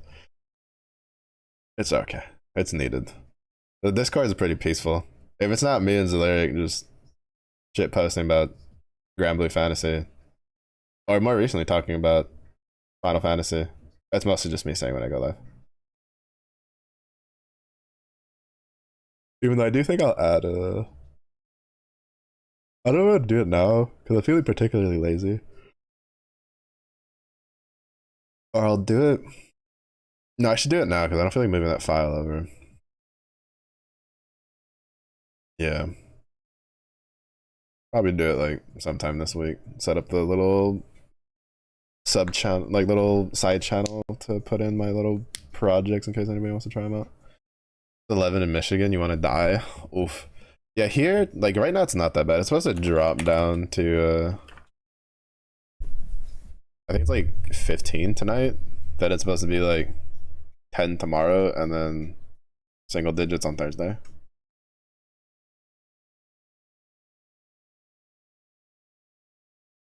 And then we're supposed to get snow starting at like 9 p.m. tonight and then going till noon tomorrow. What's the weather like over there though?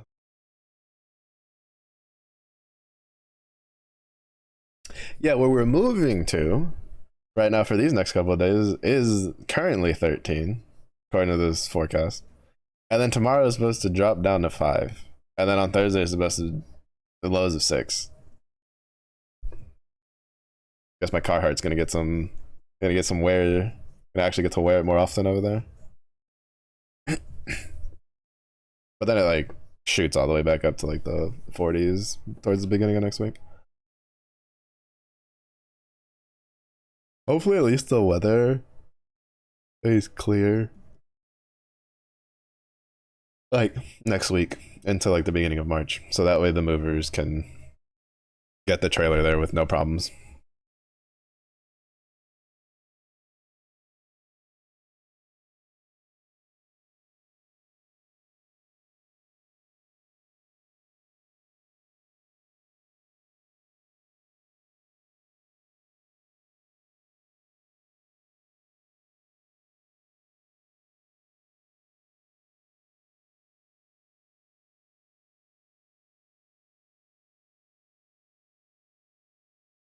Oh, stop crying. You're throwing a fit because you want food. Think I don't know? Yeah, I'm staring at you. Jesus Christ, it's prima donna. He's like, Anya, it's 7 minutes before dinner and I don't have dinner. Why are you torturing me? Like, dog, you've been crying forever. Shush. Always cry for noms. I don't. I take the sit and stare approach.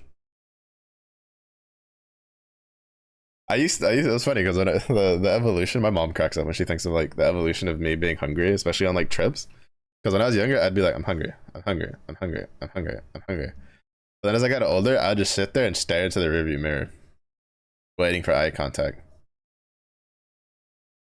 And then like, you know, so every time they look to make sure the children are doing all right, and they'd like look, eye contact.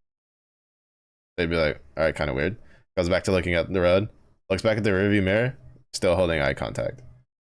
And then mom would be like, you hungry? I'd be like, yeah, I don't know, mom would give that away. Maybe a little bit.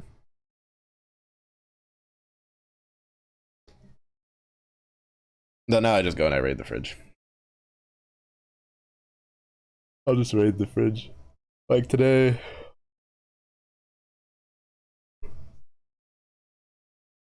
It's gonna be, well, unless there's something that got made while I was streaming. Today is probably just gonna be sliced steak with white rice and whatever else I can scrounge up. Maybe an egg or two.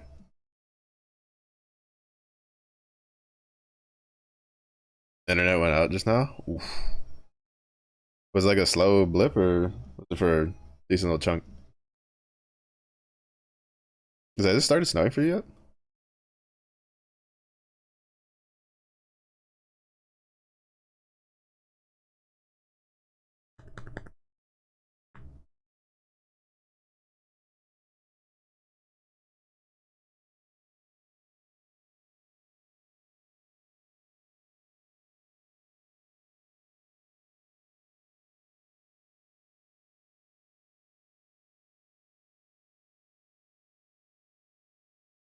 The stomach is gonna take a wee little bit of time.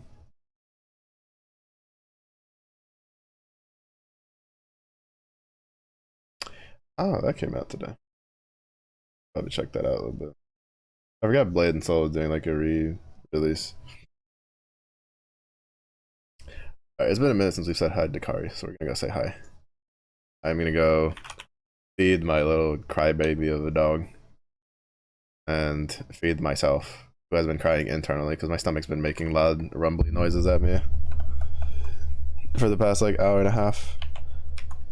So thank you everybody for watching. I do appreciate it. Again, no stream tomorrow during the day, more than likely one at night, and then it should be the same schedule for the rest of the week. I'll let y'all know in the Discord and on stream if it like, if I have to cancel another day for like packing and stuff. If anything, I'll probably make up for it on like a weekend stream or something before.